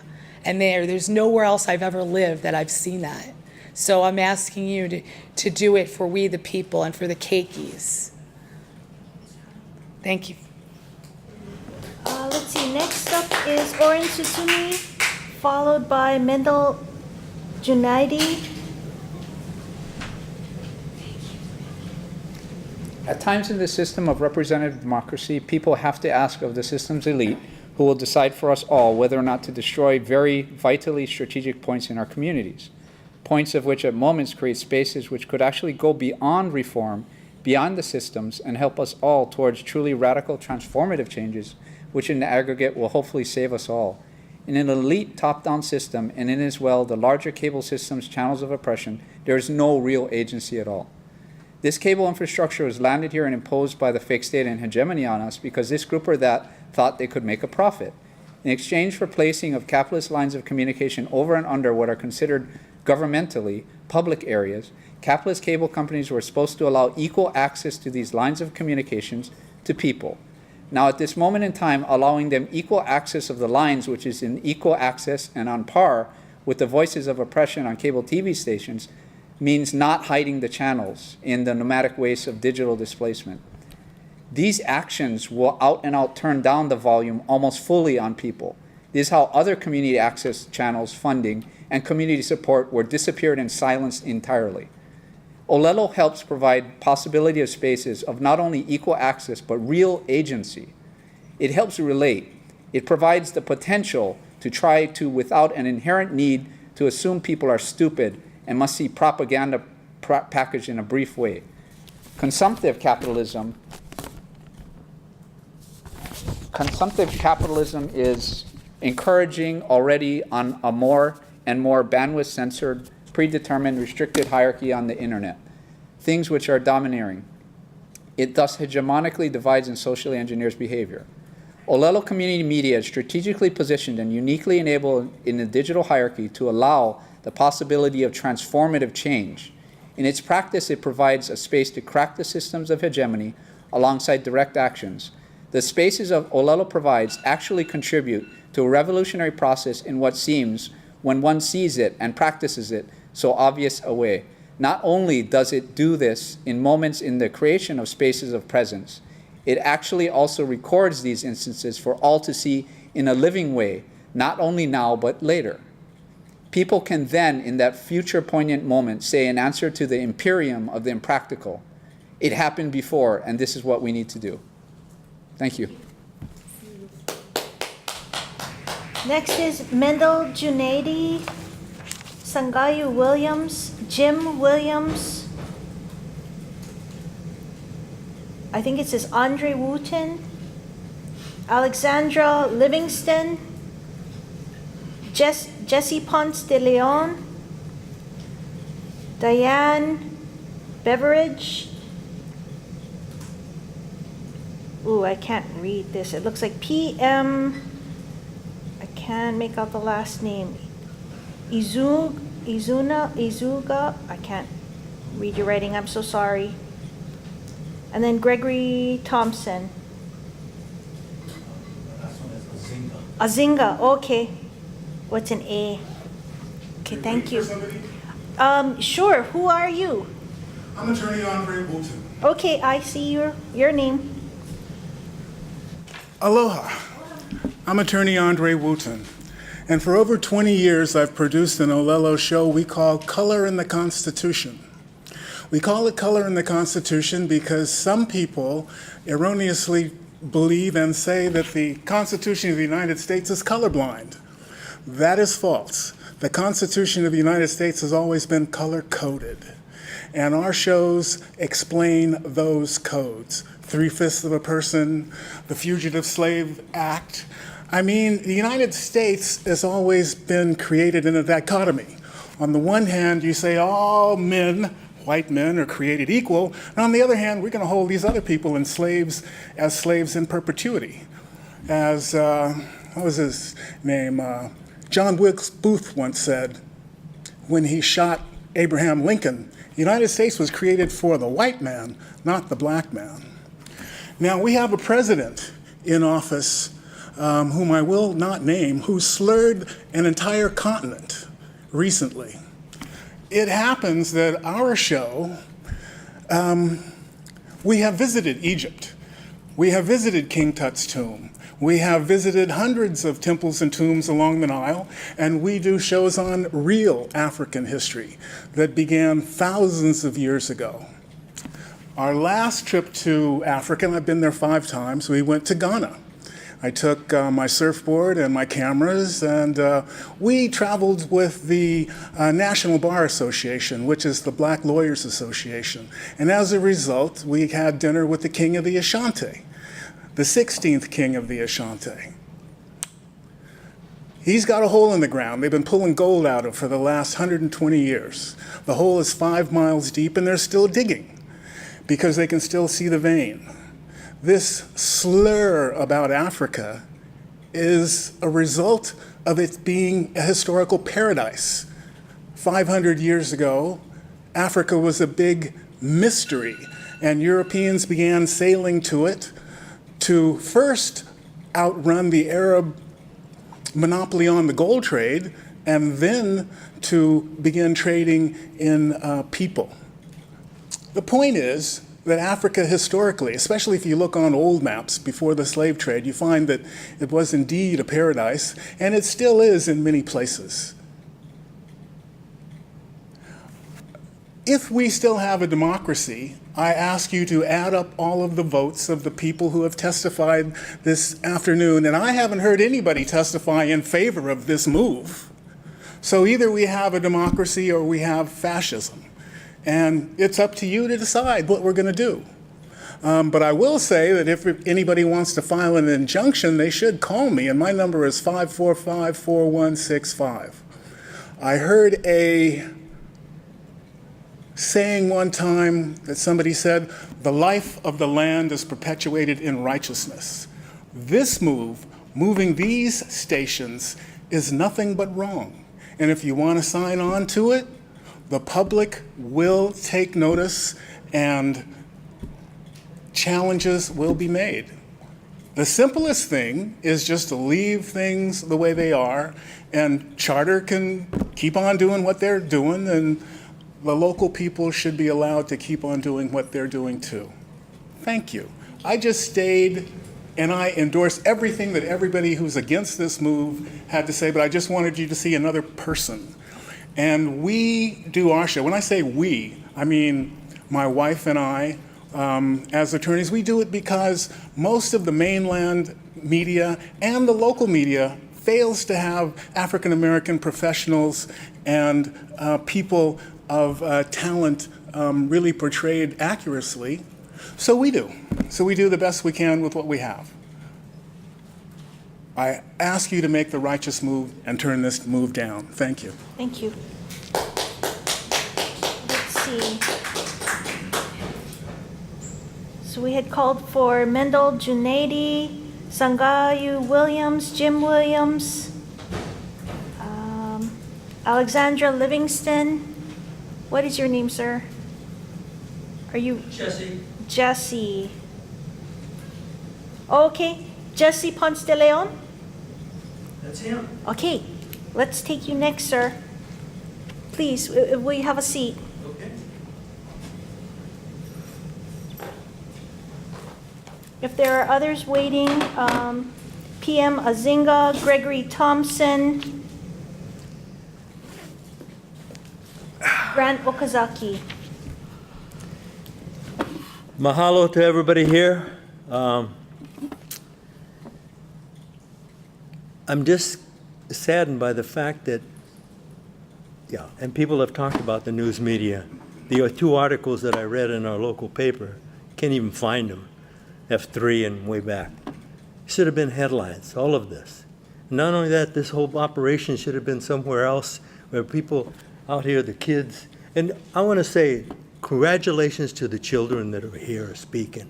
We can't say enough about these little kids are so bright, right, that they're willing to, they're energized, right? We can't say enough about our mothers and our children, right? And we need to have some legislation, by the way, put forth in recognizing that. But regardless, you people have heard it all. You've had some good technical analysis, little simple technology here. When I was with Spectrum, that's a modem, 300 megabits, right? Oh, because I had to stay up. It's 50, you're down at 15, and you're going to 50, and you're going to 100. So I want to make sure I cover it with 300 megabits. Well, I called Spectrum. I said, this thing is not working, right?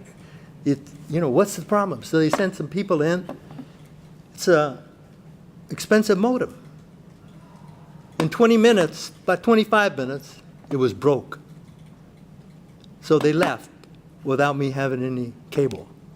So it didn't take me long to change over to Hawaiian Tel after that.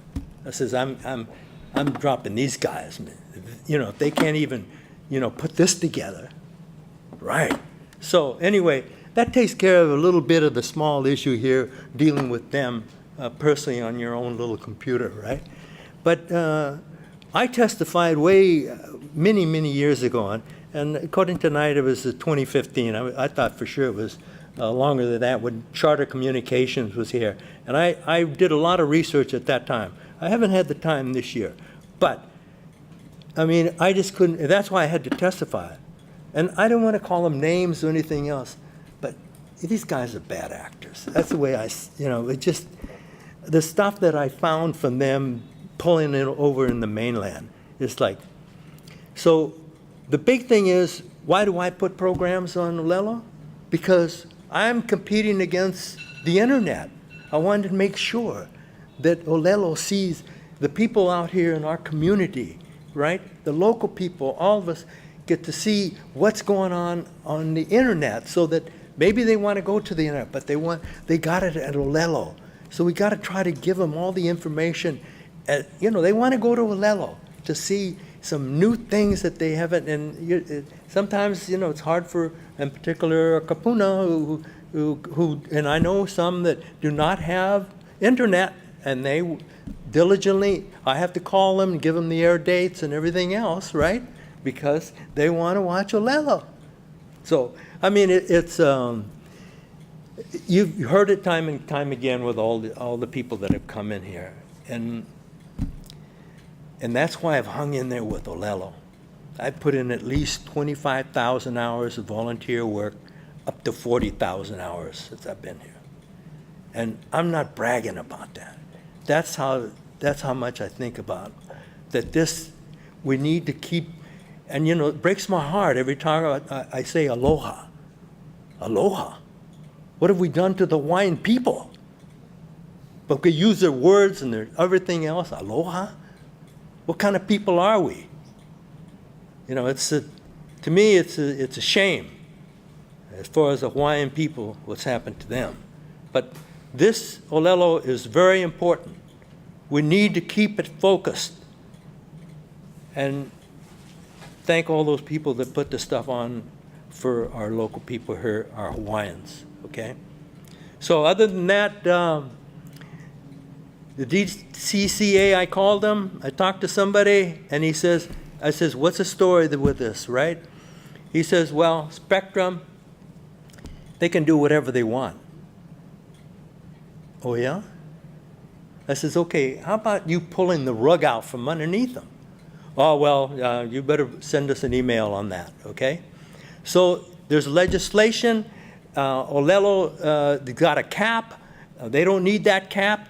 They need to support their employees. They need more money. There's all kinds of things that need to happen to build this thing up so we support the community. And that's Olelo. I may not agree with all the people that work there and all kinds of stuff. That doesn't make any difference. The big thing is having these different discussions and mindsets that we can discuss it, and maybe we'll learn from each other, because if we can't learn from each other, we're in trouble. Okay, mahalo.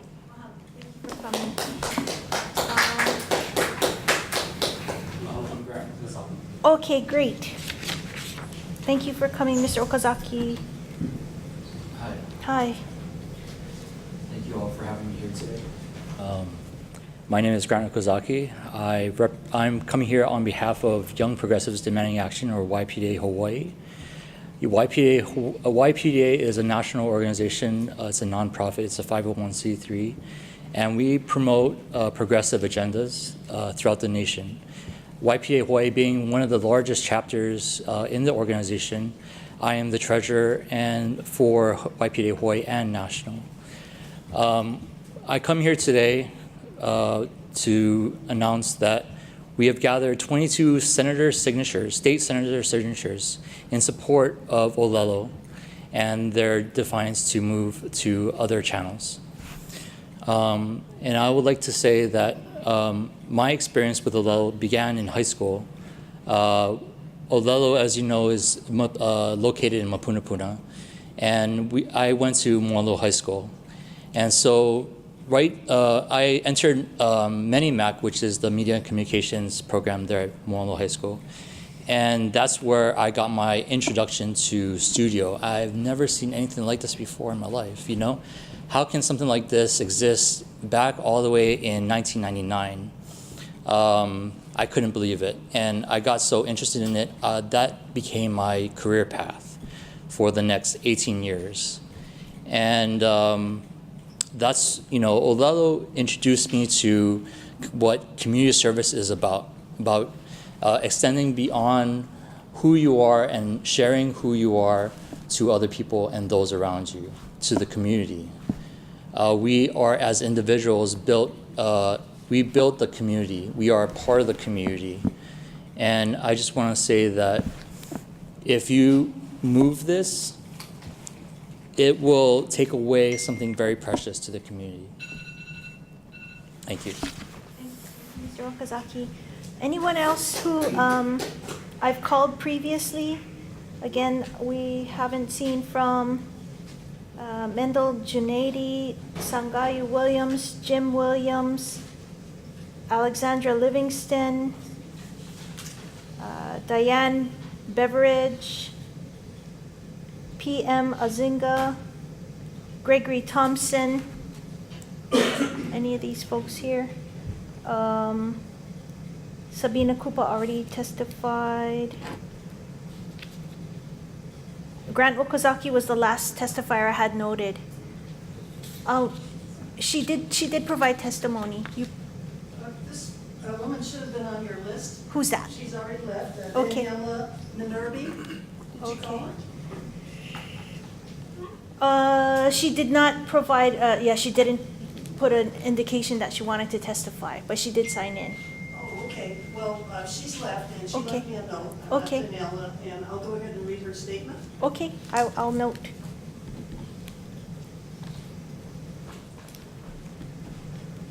The news isn't out yet, but soon people will see Spectrum begin moving Olelo channels out to Channel Siberia at the farthest end of the channel lineup. That's channels in the 180s. Like other corporate raiders without shame or conscience, Spectrum claims they're working for us, hiding evidence they're proactively working to do exactly the opposite, as they did on the mainland. Their actions will result in a drastically smaller Olelo, drastically reducing Olelo's ability to be the local voice for local concerns and local culture, and a huge hit at freedom of speech in Hawaii. Viewers will have difficulty finding Olelo. If they do, Olelo viewers who can least afford it face a drastically larger Spectrum bill, plus the additional cost of a cable box to get access to resources only available on Olelo. Spectrum's move is totally unnecessary. Local cable Hawaiian Telcom isn't doing it. Spectrum, don't do this to Olelo. Thank you, Ms. for reading Ms. Minervi's statement. Anyone else who has not previously signed up and has not already provided testimony, if you would like to, now is the time. If not, I really would like to hear from the CAC members, just kind of providing like your general thoughts. And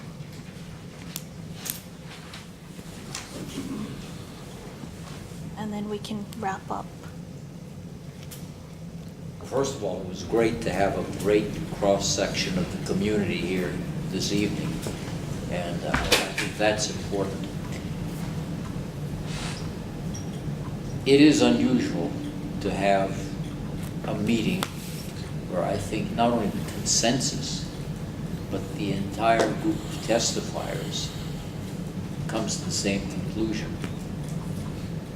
We're certainly going to take the time to deliberate all of these, see what options there are, but I definitely appreciate all of that you've done and the time that you've taken to be with us this evening.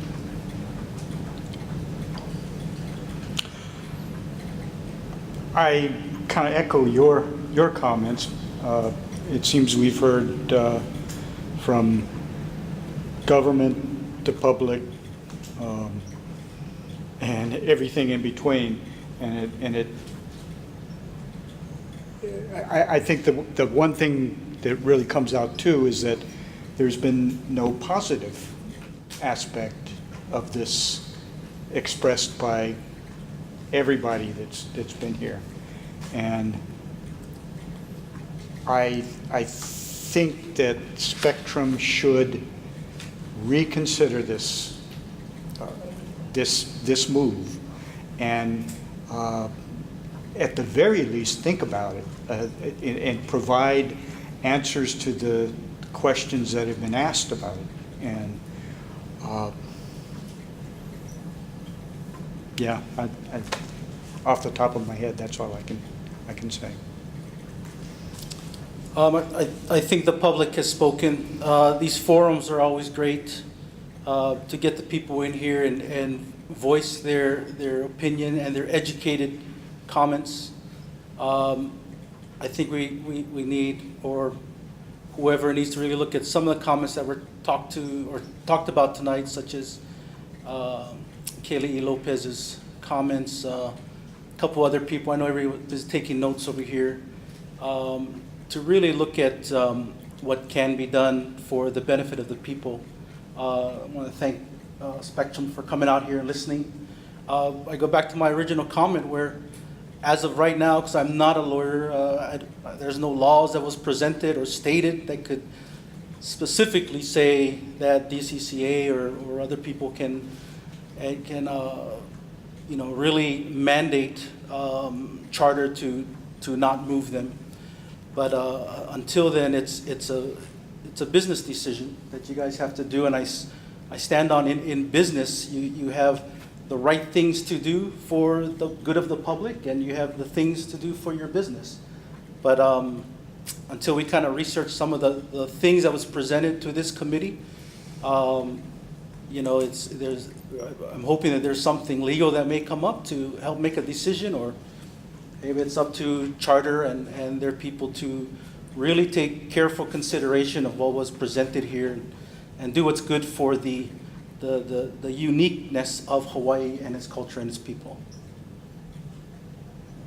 Well, I want to thank everybody who came out tonight, and I really am grateful for everyone's patience and willingness to, kokua where you could and kind of take care of everybody. Thank you for being so kind and so thoughtful with all of your words, to the committee and to the department.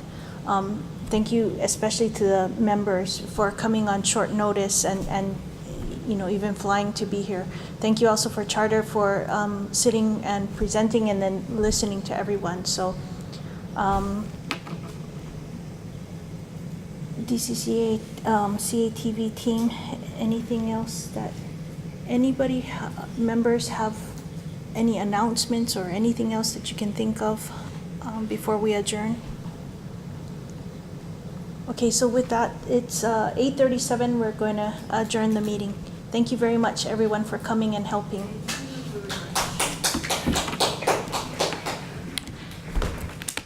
Well, I guess that's